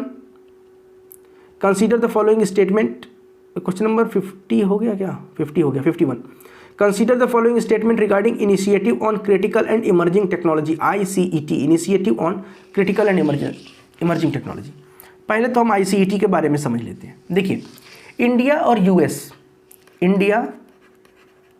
US ने मिलकर critical and emerging technology पर एक initiative शुरू किया है 2022 के मई महीने में। ये क्यों है? ये इसलिए है कि अपनी स्ट्रेटेजिक टेक्नोलॉजी पार्टनरशिप को, डिफेंस कोऑपरेशन को, इंडस्ट्रियल कोऑपरेशन को बढ़ाया जा सके, इसके लिए ये किया गया है। तो पहला स्टेटमेंट जो कह रहा है कि इंडिया और रशिया, वो गलत हो गया, इंडिया यूएस का है। दूसरा, it is led by Indian national security council secretariat, statement 2 is correct. ये जो ICET इनिशिएटिव है ये Indian national security council secretariat के द्वारा और यूएस की नेशनल सिक्योरिटी काउंसिल के द्वारा, दोनों के द्वारा संयुक्त रूप से इसको चलाया जा रहा है। Next, question 52. According to the constitution of India, the expression district जज includes which of the following जजेस? डिस्ट्रिक्ट जज में कौन कौन से जज आएंगे कॉन्स्टिट्यूशन ऑफ इंडिया के अकॉर्डिंग पूछा गया है। तो एडिशनल डिस्ट्रिक्ट जज ये भी आएंगे, जॉइंट डिस्ट्रिक्ट जज ये भी आएंगे, चीफ जज ये भी आएंगे, चीफ प्रेसिडेंसी ये भी आएंगे, session 1, 2, 3 and 4 and 5 all are correct. Question number 53. Consider the following statement with reference to Gram Nyayalaya. अब ग्राम न्यायालय क्या होता है उसके बारे में ये क्वेश्चन पूछा है। तो सबसे पहले बात करते हैं कि कौन सा स्टेटमेंट सही है। पहला स्टेटमेंट कह रहा है Gram Nyayalaya can try criminal cases where the alleged offence attracts a maximum punishment of 3 years। No, 2 साल से अधिक के पनिशमेंट पर ये काम नहीं कर सकते हैं, तो स्टेटमेंट 1 इज रॉन्ग। दूसरा, Gram Nyayalaya are strictly bounded by the rules of evidence provided in Indian evidence act 1872। No, ये नहीं होगा। ये नेचुरल जस्टिस के, ग्राम न्यायालय जो है वो नेचुरल जस्टिस के प्रिंसिपल पर काम करता है, नेचुरल जस्टिस के। एविडेंस एक्ट ऑफ 1872 से कोई मतलब नहीं है। तो correct answer will be neither 1 nor 2, option D is the correct answer. Question number 54, with reference to the governor of state consider the following statement. पहला, he is entitled to such emoluments, allowance and privilege as may be determined by the president. नहीं, ये गलत है।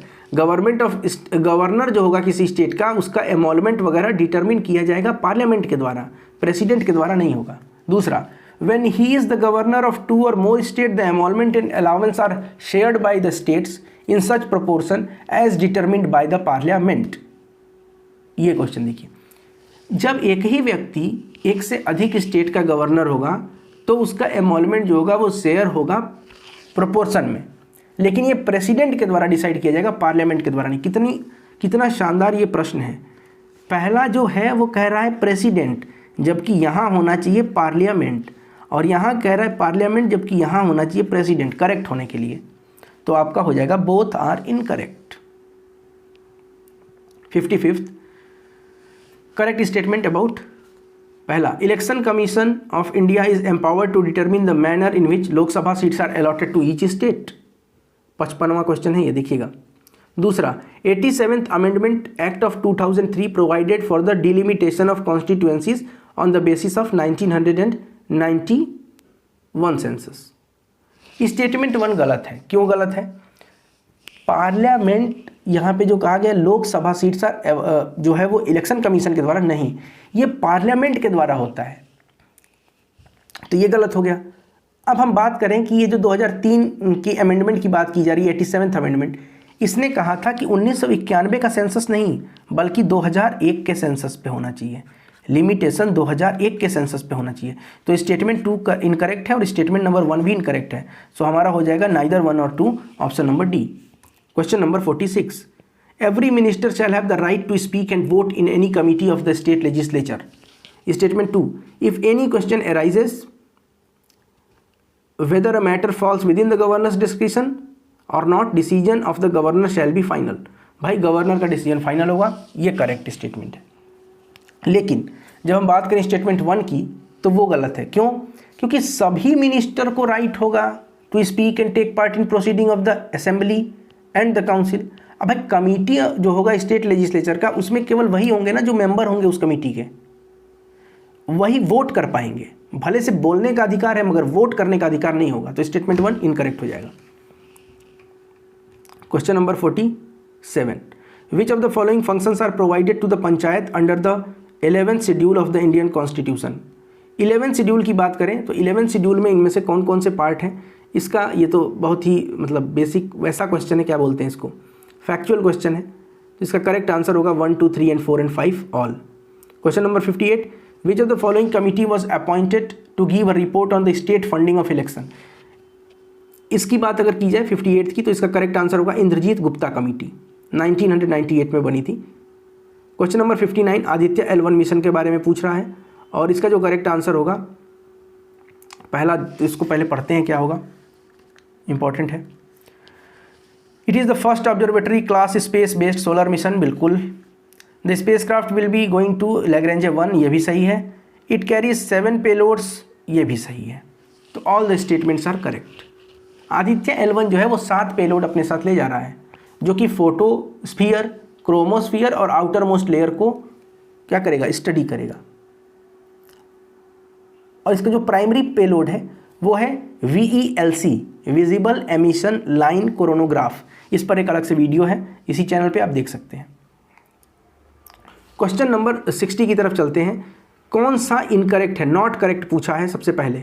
Electoral bonds can be issued in the denomination. Electoral bonds बहुत चर्चा में हैं, अभी सुप्रीम कोर्ट में केस चल रहा है, 3 से 4 दिन पहले की घटना है। The electoral bonds can be issued of the denomination इतना, कितना है 1, 2, 3, 1 crore. Next, the electoral bonds can be used for making donation to all registered political parties. यहीं पे झोल है, ऑल रजिस्टर्ड पॉलिटिकल पार्टीज के लिए होगा कि नहीं होगा।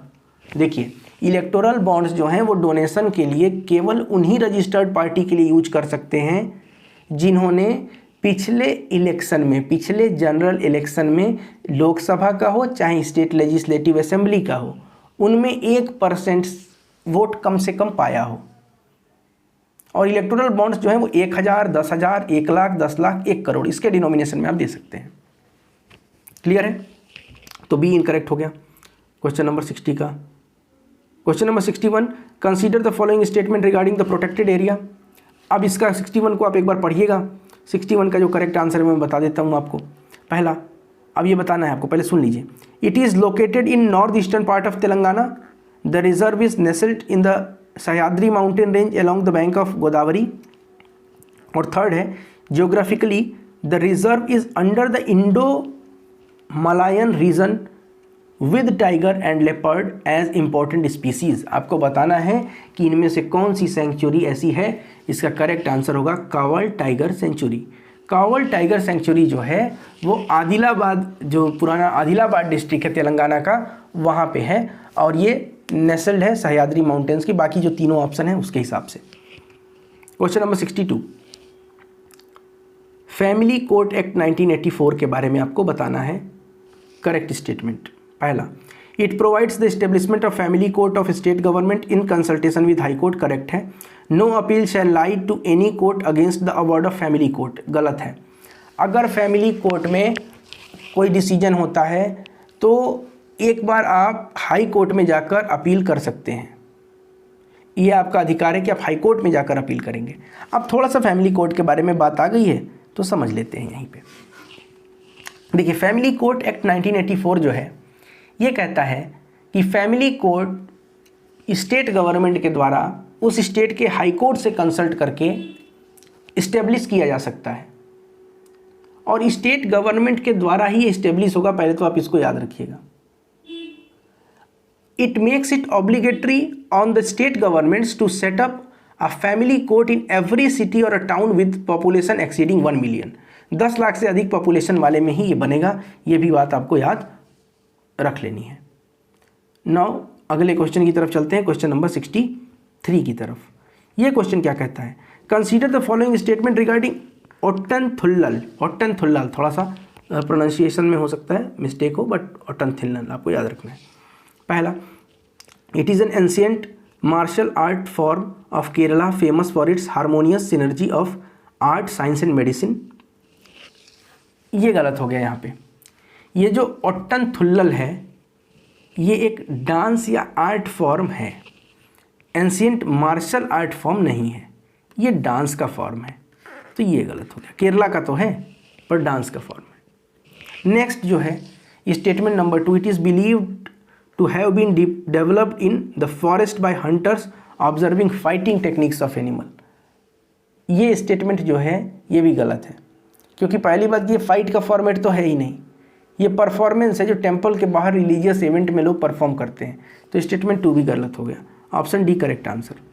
Question number 64, consider the following statement regarding notified area committees. पहला है, they are statutory body created by state legislature, they are an entirely nominated body, they are created for the administration of fast growing town due to industrialisation. Correct answer 64 का जो होगा वो होगा 2 और 3, ये होगा। ये एंटायरली नॉमिनेटेड बॉडी होता है और ये क्रिएट किया जाता है एडमिनिस्ट्रेशन के लिए जो फास्ट ग्रोइंग या बहुत ज़्यादा इंडस्ट्रियलाइज टाउन्स हैं उनके द्वारा। लेकिन नोटिफाइड एरिया कमिटी जो है वो एडमिनिस्ट्रेशन के लिए किया जाता है। एक तो फास्ट डेवलपिंग टाउन जो इंडस्ट्रियलाइजेशन के लिए हो उसके लिए, और एक उसके लिए भी किया जाता है, उन टाउन्स के लिए भी किया जाता है जिन्होंने अब तक म्यूनिसिपैलिटी होने का मतलब म्यूनिसिपैलिटी होने की जो नेसेसरी कंडीशंस होती है वो फुलफिल नहीं किया हो। तो 64 का करेक्ट आंसर हो जाएगा। 64 का D is the correct answer. Now coming to the question number 65 और 65वां प्रश्न है, justice BN Sri Krishna committee was set up to. Justice BN Sri Krishna committee को क्यों सेटअप किया गया था?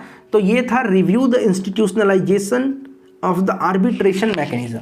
आर्बिट्रेशन के बारे में आपने सुना होगा, देखिए कंसिलेशन है, आर्बिट्रेशन है, ये सब आपने सुना होगा कि ये एक मध्यस्थता करने वाली चीज़ है।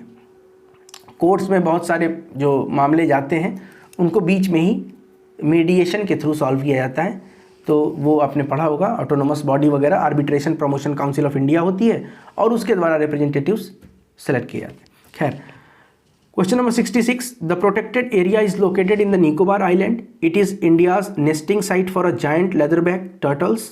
Recently, the entire wildlife sanctuary was denotified to make a way for the International Container Transshipment Port. Question number 66 में अब आपको पहचानना है कि जो पैसेज कहा गया किसके बारे में कहा गया है। तो ये बताया गया है ऑप्शन ए के बारे में, वो है गैलेथिया बे वाइल्ड लाइफ सेंचुरी के बारे में ये बात की गई है। पढ़िएगा इसको एक बार डिटेल में। 67, who administers the oath of office and secrecy to council of minister. Correct answer हो जाएगा option A, president. Question number 68, which of the following are elected by a system of proportional representation by means of single transferable vote. इसका correct answer आप देखिए खुद ही। Member of Lok Sabha होगा, नहीं होगा, नहीं होगा। मेंबर ऑफ राज्यसभा होगा, मेंबर ऑफ लेजिस्लेटिव काउंसिल होगा और वाइस प्रेसिडेंट होगा। पढ़ा होगा आपने, आसान क्वेश्चन था ये। क्वेश्चन नंबर 69 की तरफ चलते हैं। Consider the following statement regarding qualification of a person to be chosen as a member of parliament. पहला, candidate contesting an election to the Rajya Sabha from a particular state should be an elector in the particular state. No, it is not mandatory. आप भारत के citizen हैं, ये बहुत बड़ी बात है। आप उसी पार्लियामेंट के, उसी कॉन्स्टिट्यूएंसी के हैं, no need. B, a person of scheduled caste or scheduled tribe can contest from a seat not reserved for them. वो रिजर्व से भी हो सकता है, नहीं रिजर्व है वहाँ से भी खड़ा हो सकता है चुनाव में, तो B is the correct answer. 70th question, which of the following are not the part of original jurisdiction of supreme court of India. देखिए, सुप्रीम कोर्ट ऑफ इंडिया की कुछ ज्यूरिसडिक्शन ओरिजिनल ज्यूरिसडिक्शन होती हैं। जैसे हम बात ही कर लेते हैं कि कौन कौन से ओरिजिनल ज्यूरिसडिक्शन है। सुप्रीम कोर्ट का ओरिजिनल ज्यूरिसडिक्शन जो होगा, पहला होगा कि सेंटर और स्टेट के बीच में कोई मसला हो, स्टेट और स्टेट के बीच में कोई मामला हो, एक तरफ सेंटर प्लस स्टेट हो, दूसरी तरफ बहुत सारे स्टेट हो, वैसा कोई मामला हो, ये होता है। अब यहाँ पर क्या कह रहा है कि inter state water dispute, inter state water dispute क्यों होगा, नॉट पूछा है कि नहीं होगा ना, इसके लिए तो हमने वाटर ट्राइब्यूनल्स वगैरह बनाए हुए हैं, तो स्टेटमेंट वर्ड नहीं होगा। इंटर स्टेट वाटर डिस्प्यूट को हम अगर बात करें original jurisdiction of supreme court की, तो ये ओरिजिनल ज्यूरिसडिक्शन में नहीं आएगा। क्लियर है? नेक्स्ट है, एनी डिस्प्यूट बिटवीन टू और मोर स्टेट्स। भाई दो या दो से अधिक स्टेट के बीच में कुछ है तो वो तो ठीक है, ये तो करेक्ट होगा, ये करेक्ट स्टेटमेंट है। जिसमें टू है वो नहीं होगा, तो ऑप्शन इसका कौन सा बचा, ये बचा 1, 3 एंड 4। 3 को भी देख लो, a dispute arising out of many pre constitution treaties, okay, recovery of damages by a state against the centre, तो 1, 3 and 4 is the correct answer. Option C is the correct answer.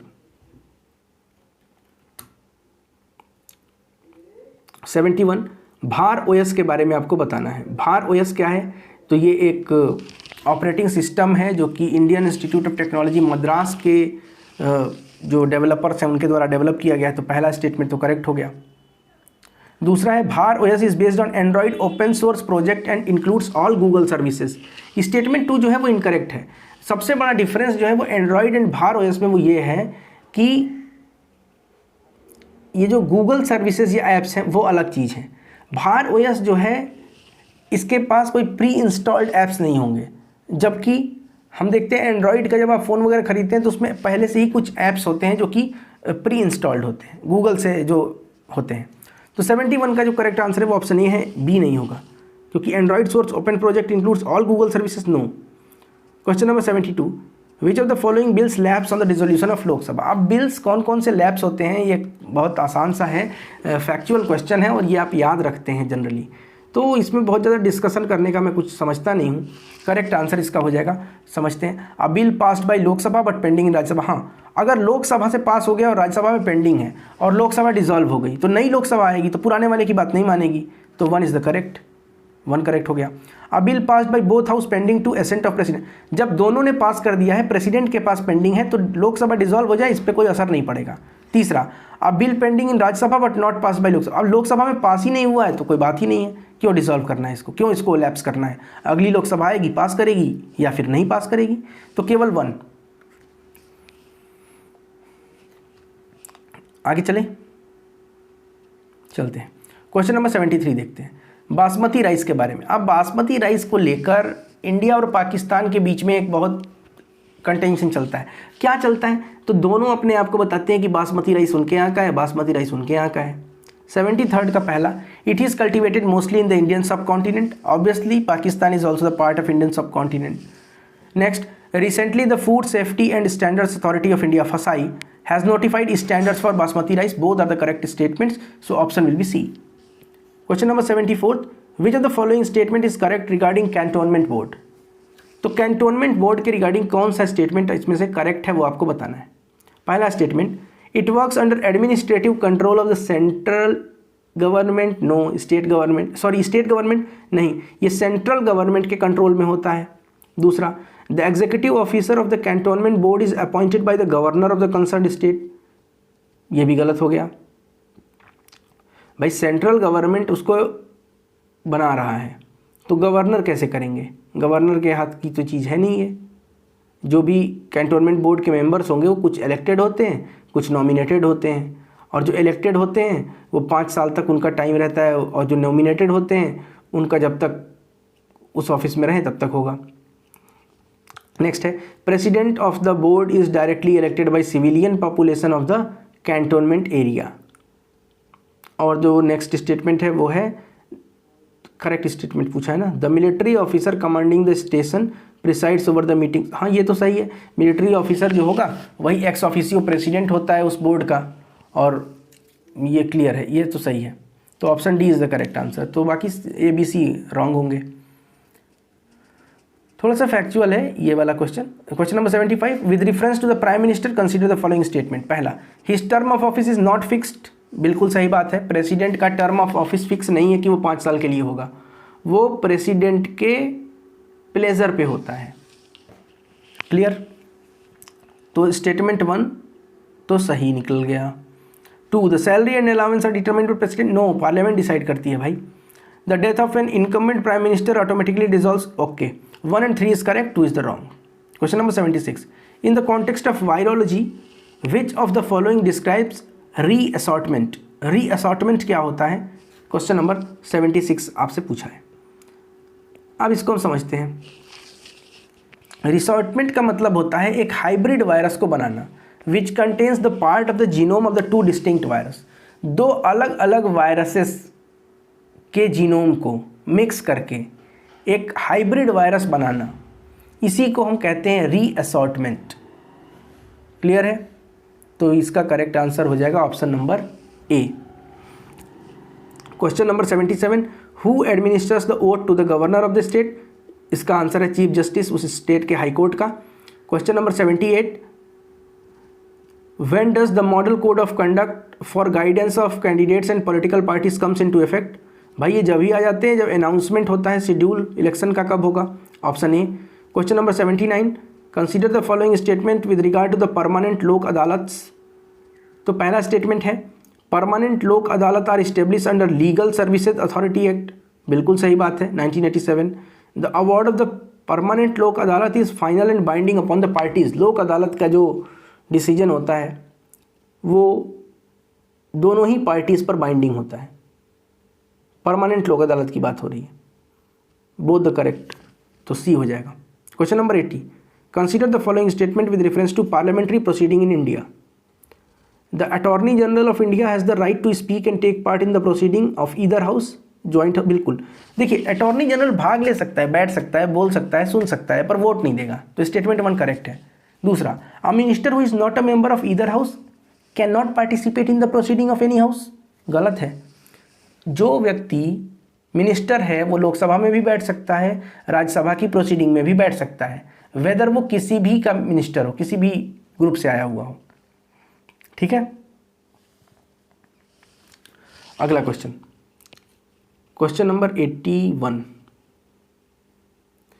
ये बोल रहा है कि ग्रीवियंस अपीलिएट कमेटी जो IT rules 2021 के तहत बनाए गए हैं उसके बारे में आपको करेक्ट स्टेटमेंट बताना है। तो पहला देखिए क्या है, जो ग्रीवियंस अपीलिएट कमेटी बनाया गया है गवर्नमेंट के द्वारा, ये it has been set up by the government to look into the users complaint against large social media company. By grievance का मतलब यही होता है कि जो सोशल मीडिया कंपनी जैसे फेसबुक है, ट्विटर है, इंस्टाग्राम है, ट्विटर को अब एक्स के नाम से जानते हैं, इनके द्वारा जो भी चीज़ें हो रही हैं इन कंपनीज़ के द्वारा, उसके खिलाफ कंप्लेन अगर कोई व्यक्ति करना चाहे गवर्नमेंट के पास, तो मतलब गवर्नमेंट के पास नहीं, इन कमिटीज़ के पास, तो वो कंप्लेन करेगा। दूसरा क्या है, it is a digital platform that will operate only online. Obviously online ही ये काम करेगा। Question number 82, which of the following statement is correct regarding China +1 strategy recently seen in the news. ये इंपॉर्टेंट है। चाइना +1 स्ट्रेटेजी क्या है इसको समझते हैं। देखिए अब पहले इसका स्टेटमेंट देख लेते हैं। पहला, it is USA led strategic alliance to counter Chinese aggression in Indo Pacific region. नहीं, गलत है। दूसरा, it is a strategic decision taken by the MNCs to shift their supply chains outside India. कोविड-19 के बाद जब चाइना को लेकर पूरे वर्ल्ड में एक बहुत ही इस तरह की बातें होने लगी थी कि चाइना में ही कोविड-19 वायरस को लैब में मैन्युफैक्चर किया गया है, तो और उसके साथ ही साथ लोगों ने उसका बाइकआउट करना एक तरह से शुरू किया, तो चाइना +1 की पॉलिसी स्ट्रेटेजी मल्टीनेशनल कंपनीज ने शुरू की। इसमें क्या था, इसमें यह था कि एमएनसीज जो हैं वो अपनी सप्लाई चेन को चाइना से बाहर शिफ्ट करना चाह रही थी, और चाइना से बाहर शिफ्ट करने के लिए अब ये एक स्ट्रेटेजी थी कुछ कंपनीज की। अब इसके लिए उनको देखना पड़ेगा कि किस स्टेट में या किस कंट्री में वो जा रहे हैं जहाँ पे उनको फ़ायदा भी हो, जहाँ पे उनको किसी तरह की दिक्कत ना हो, ना तो इंफ्रास्ट्रक्चरल दिक्कत हो, ना और किसी तरह की दिक्कत हो। तो थाईलैंड हो गया, मलेशिया हो गया, वियतनाम हो गया, इन जगहों पर कंपनी शिफ्ट करना शुरू कर देती हैं, मल्टीनेशनल कंपनीज, खास तौर पे कोविड-19 के बाद। तो ये इसका मतलब था। क्वेश्चन नंबर 83 की बात करें। अब ये क्वेश्चन देखिए, मिस्टर XYZ कोई भी व्यक्ति है, वो डिस्ट्रिक्ट जज बनना चाहता है, तो मिनिमम एज क्या होना चाहिए उसका डिस्ट्रिक्ट जज बनने के लिए कॉन्स्टिट्यूशन ऑफ इंडिया के हिसाब से। कॉन्स्टिट्यूशन ऑफ इंडिया ने कहीं का कोई भी जज बनना हो, आपको कोई मिनिमम एज बताया ही नहीं है, ये क्लियर आप याद रखिए। तो इसका आंसर हो जाएगा ऑप्शन नंबर डी। ये मिनिमम एज का कॉन्सेप्ट कहीं भी कॉन्स्टिट्यूशन ऑफ इंडिया में नहीं है जजेस के लिए। 84th की बात करें, consider the following statement regarding immune imprinting. Immune imprinting क्या होती है? देखिए, इम्यून इम्प्रिंटिंग पहले स्टेटमेंट पढ़ लेते हैं। पहला, it is the body's tendency to repeat its immune response through previously encountered variant. T cell lymphocytes play a central role in this process. चलिए इसको डिटेल में डिस्कस करते हैं। इम्यून इम्प्रिंटिंग का मतलब क्या होता है कि हमारी बॉडी में एक बार अगर कोई वायरस गया है, उसके खिलाफ कुछ रिएक्शंस वगैरह हुए हैं, दोबारा से इम्यून सिस्टम के द्वारा सेम रिस्पॉन्स होगा जो पहले वेरिएंट के लिए हुआ था, वही रिस्पॉन्स रिपीट होगा। इसको कहते हैं इम्यून इम्प्रिंटिंग। क्लियर है? ये कॉन्सेप्ट सबसे पहले 1947 के आसपास आया था। अब ये जो कह रहा है कि T cell lymphocytes play an important role in this process, ये स्टेटमेंट गलत है। यहाँ पर बी सेल्स काम में आते हैं, टी सेल्स काम में नहीं आते हैं, बी सेल्स काम में आते हैं। इसके जगह पे अगर ये बी सेल्स कहा होता, आपको पता है एक बी लिम्फोसाइट होता है, बी सेल्स होते हैं, एक टी सेल्स होते हैं। तो बी सेल्स जो हैं वो हमारी ब्लड में एंटीबॉडीज सर्कुलेट करने का काम करते हैं जल्दी जल्दी। जैसे ही कोई वायरस हमारे शरीर में घुसता है, बी सेल्स का काम होता है कि हमारी ब्लड स्ट्रीम में वो एंटीबॉडीज़ डेवलप करें ज़्यादा से ज़्यादा। और जब कोई सिमिलर टाइप का वेरिएंट आता है हमारी बॉडी में, तो चूंकि इम्यून सेल के पास जो मेमोरी है वो पहले से है उस वेरिएंट के लिए, तो वो सेम रिपीट करता है वैसे ही रिएक्शंस को। इसको हम कहते हैं इम्यून इम्प्रिंटिंग। क्लियर है? Question number 85, with reference to the money bill in the state legislature consider the following statement. When the governor reserves a money bill for the consideration of president, the governor's assent is no longer required. Sorry, ये बात तो सही है। दूसरा, the governor can not return a money bill for the reconsideration of state. Governor नहीं भेजेगा ना, governor क्यों भेजेगा? मनी बिल को आप वापस नहीं करेंगे क्योंकि मनी बिल आपके प्रायर रिकमेंडेशन से ही आया है। Question number 86, zonal council, zonal councils के बारे में आपको बताना है। करेक्ट स्टेटमेंट पहला है, these are advisory bodies that were created under provision of 263, article 263। ठीक बात है। अब इसको समझिए क्या कह रहा है, क्या ये एडवाइजरी बॉडीज हैं और क्या ये आर्टिकल 263 है? नहीं, जोनल काउंसिल जो है वो स्टैट्यूटरी बॉडी है, तो आर्टिकल का तो इसमें कोई मतलब आएगा नहीं। स्टेट रीऑर्गेनाइजेशन एक्ट 1956 के द्वारा 5 जोन्स में बांटा गया और जोनल काउंसिल बनाई गई अलग अलग टाइम पे। बाद में नॉर्थ ईस्ट का अलग से 1971 में काउंसिल बनी थी। यूनियन होम मिनिस्टर जो होते हैं वो जोनल काउंसिल के चेयरमैन होते हैं, ये आपको याद रखना है। तो स्टेटमेंट 2 तो करेक्ट हो गया, लेकिन स्टेटमेंट 1 इनकरेक्ट है क्योंकि 263 आर्टिकल बोल दिया है, जबकि यहाँ पे होना चाहिए था स्टैट्यूटरी बॉडी है ये। तो 2 is correct. Now coming to the, अब 2 करेक्ट है और 1 करेक्ट नहीं है, तो केवल आंसर ऑप्शन बी आपका यहीं से क्लियर हो जाएगा। लेकिन चूंकि एलिमिनेशन टेक्निक आपकी काम करेगी नहीं पेपर में, तो आपको याद भी रखना पड़ेगा। Question number 87, consider the following statements. पहला स्टेटमेंट है, the facility of the proxy vote is provided to the service voters belonging to the armed forces. Correct है। The facility of the postal ballot is provided to certain class of people notified by the election commission, ये भी correct है। Both statements correct. 88, with reference to the vice president consider the following statement. पहला, the electoral college for the election does not include the member of the state legislative assembly. Okay.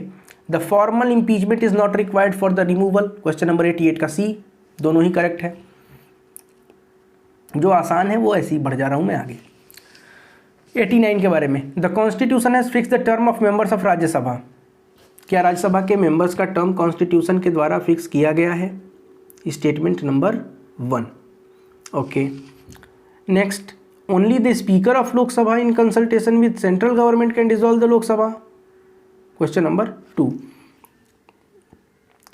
अब इसको देखिए, राज्यसभा जो है सबसे पहले 1952 में बनी थी, उसके बाद कॉन्स्टिट्यूशन ने इसका कोई भी टर्म फिक्स नहीं किया है, उस समय नहीं किया था। बाद में रिप्रेजेंटेशन ऑफ पीपल एक्ट आया और रिप्रेजेंटेशन ऑफ पीपल एक्ट में कहा गया कि जो राज्यसभा होगी उसका टेन्योर होगा 6 ईयर्स। ये आरपीए का है, आरपीए 1951 के द्वारा है, कॉन्स्टिट्यूशन के द्वारा नहीं है। तो स्टेटमेंट 1 में कॉन्स्टिट्यूशन कह रहा है इसलिए गलत हो गया। Only the speaker of Lok Sabha is in consultation with central government can dissolve Lok Sabha. ध्यान से देखिएगा,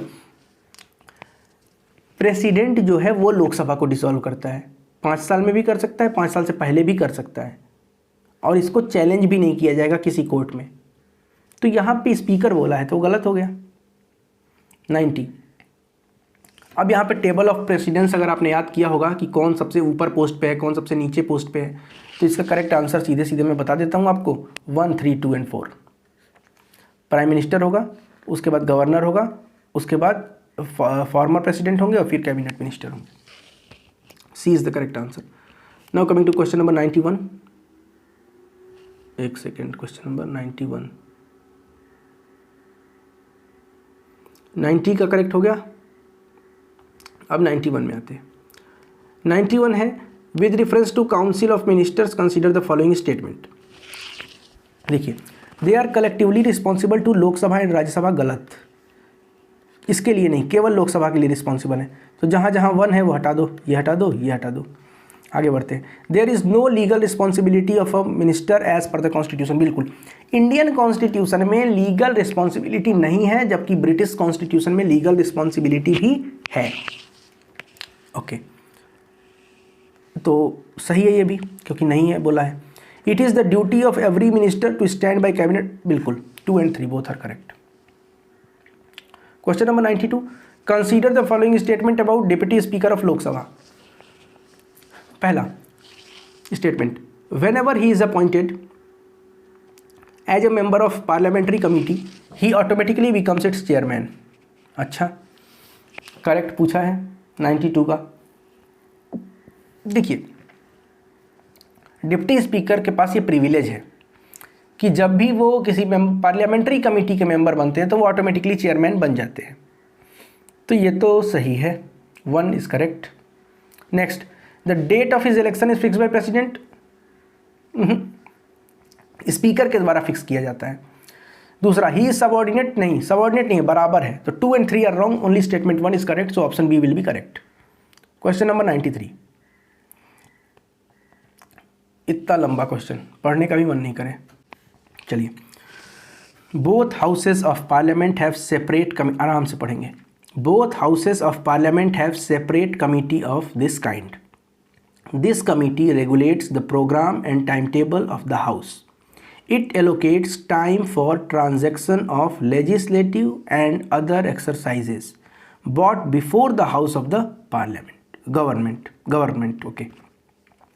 The Lok Sabha committee consists of 15 members, including the speaker and its chairman. In the Rajya Sabha, it has 11 members, including the chairman and its ex officio chairman. ये बात जो कही गई है, ये किस कमिटी के बारे में कही गई है, आपको ये बताना है। करेक्ट आंसर होगा business advisory committee. Business advisory committee जो है वो ऐसी कमेटी है जिसमें कि लोकसभा के 15 मेंबर इंक्लूडिंग द चेयरमैन और स्पीकर एज इट्स चेयरमैन, और राज्यसभा में 11 members including chairman as its ex officio chairman. Clear. उसके बाद इसमें दी गई है रूल्स कमेटी। रूल्स कमेटी क्या होती है, तो ये एक ऐसी कमेटी होती है जो लोकसभा में 15 मेंबर होंगे, इसमें भी राज्यसभा में इसमें 16 मेंबर होंगे। क्लियर है। जनरल पर्पज कमेटी भी है और एथिक्स कमेटी भी है, दोनों आपको पढ़ना है खुद से। Question number 94, with reference to council of minister consider the following statements. A person who is not a member of either house of parliament can not be appointed as a minister. क्या ऐसा है? क्या ऐसा है? ऐसा नहीं है भाई। तुम किसी भी हाउस के मेंबर हो या नहीं हो, 6 महीना तक तुम मंत्री बन के रह सकते हो। तो statement 1 is wrong. President can appoint only those persons as minister who are recommended by prime minister, 100% correct. Option B is correct. 95th, anything that works as a superconductor, very good question, anything which works as a superconductor above 70 Kelvin, that is minus 203 degrees centigrade, is generally considered as high temperature superconductor। देखिए, ऐसा जो भी super conductor है जो minus 203 degree Celsius के आसपास काम करेगा उसको हाई टेम्परेचर सुपर कंप्यूटर कहते हैं, बिल्कुल सही है। दूसरा, solid mercury behaves as a superconductor below its threshold temperature that is around minus 270 degree centigrade, ये भी सही है। तो both the statement are correct. Factual था ये तो। क्वेश्चन नंबर 96, पहला वाला कॉन्सेप्ट, दूसरा फैक्ट है। विच of the following statement is are correct regarding the appointment of governor as provided by the Constitution of India? पहला, he should be a non-resident of the state where he is appointed. दूसरा, the president is required to consult the chief minister of the state concerned but the advice is not binding on him. Third, he should have completed 35 years of age. देखिए, भारत का जो constitution कहता है वो केवल 2 बात कहता है, केवल 2 बात याद रखिएगा। किसी व्यक्ति को गवर्नर बनाना है तो उसको केवल 2 बात मानना है कॉन्स्टिट्यूशन के हिसाब से। पहली बात माननी है 35 साल की उम्र उसकी पूरी हो गई हो। दूसरा, वो भारत का सिटीजन हो, वो उस राज्य का रहने वाला है या नहीं है, इससे मतलब नहीं है, भारत का रहने वाला होना चाहिए।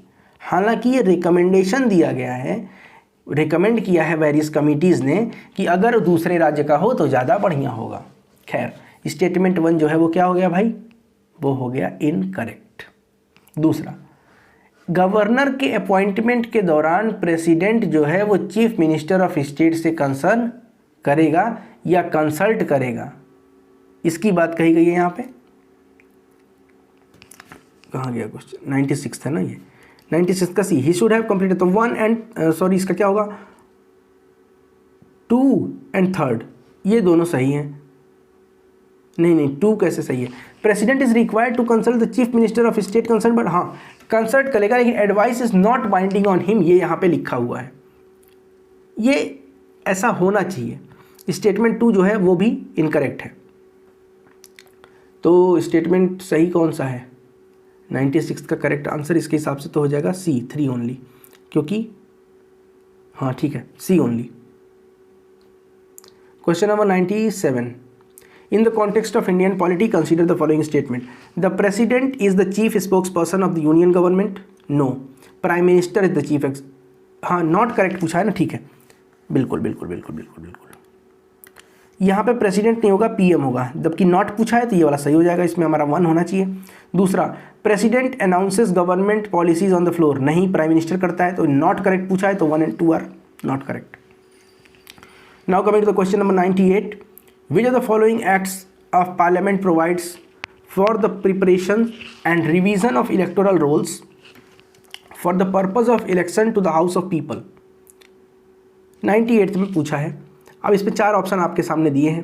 पहला है आरपीए 1950, दूसरा है आरपीए 1951 और आंसर होगा 1950, option A. Question number 99, consider the following statement regarding mutual legal assistance treaty in the criminal matters. अब ये म्यूचुअल लीगल असिस्टेंस ट्रीटी क्या होता है, इसको हम थोड़ा सा समझेंगे। पहले तो इसका करेक्ट आंसर देख लेते हैं। देखिए, इसका करेक्ट आंसर तो ऑप्शन सी हो जाएगा। अभी समझते हैं कि क्या होता है म्यूचुअल लीगल असिस्टेंस ट्रीटी। मैं इसको जूम करता हूँ और जगह बनाता हूँ। चलिए, म्यूचुअल लीगल असिस्टेंस ट्रीटी, इसके बारे में हम बात करते हैं। देखिए, ये क्या है, तो एमलेट्स जो है ये क्रिमिनल मैटर्स के लिए एक बायलैटरल ट्रीटी होता है जो कि कंट्रीज़ के द्वारा शुरू किया जाता है, किसके लिए, इंटरनेशनल कोऑपरेशन और असिस्टेंस के लिए। तो पहला स्टेटमेंट जो था वो तो गलत हो गया। भारत में अगर हम बात करें एमलेट की नोडल एजेंसी भारत में कौन सी है, तो भारत में इसके लिए जो नोडल एजेंसी है वो है ministry of home affairs. Ministry of home affairs,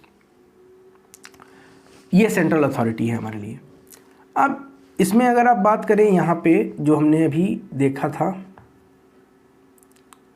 question number 99 में, तो इसका जो करेक्ट आंसर की हमने जब बात की थी, तो देखिए मिनिस्ट्री ऑफ एक्सटर्नल अफेयर बोला है, लेकिन हमने क्या पढ़ा कि मिनिस्ट्री ऑफ होम अफेयर, तो 2 नहीं होगा। अब आप देखिए कि 2 किस में है, इसमें भी, इसमें भी, इसमें भी, केवल एक, मतलब ऑप्शन सी इसका करेक्ट हो जाएगा। क्वेश्चन नंबर 100 की तरफ चलते हैं। Consider the following statement regarding world economic forum. पहला है, it is a non governmental lobbying organisation largely funded by the global enterprises, बिल्कुल ग्लोबल इंटरप्राइजेस के द्वारा ही फंड है इसका। नेक्स्ट है, it has been used for pivotal international diplomacy and even avoiding wars, दोनों ही सही है स्टेटमेंट, तो 100 का सी करेक्ट होगा। अब एक आप लोगों के लिए ज़रूरी सूचना है, अगर आप लोगों ने पूरा वीडियो 100 क्वेश्चन तक देखा है तो सबसे पहले आप लोगों को कॉन्ग्रेचुलेसन कि आपने पूरा वीडियो देखा और इस टेस्ट सीरीज को अटैम्प्ट किया। दूसरी बात, नीचे डिस्क्रिप्शन में हमारे टेलीग्राम चैनल का एक लिंक होगा, उस टेलीग्राम चैनल से आप जुड़ सकते हैं। वो आप अगर टेलीग्राम पे IAS PCS by aspirants search करेंगे तब भी आपको मिल जाएगा। Thank you so much, we will meet in next video.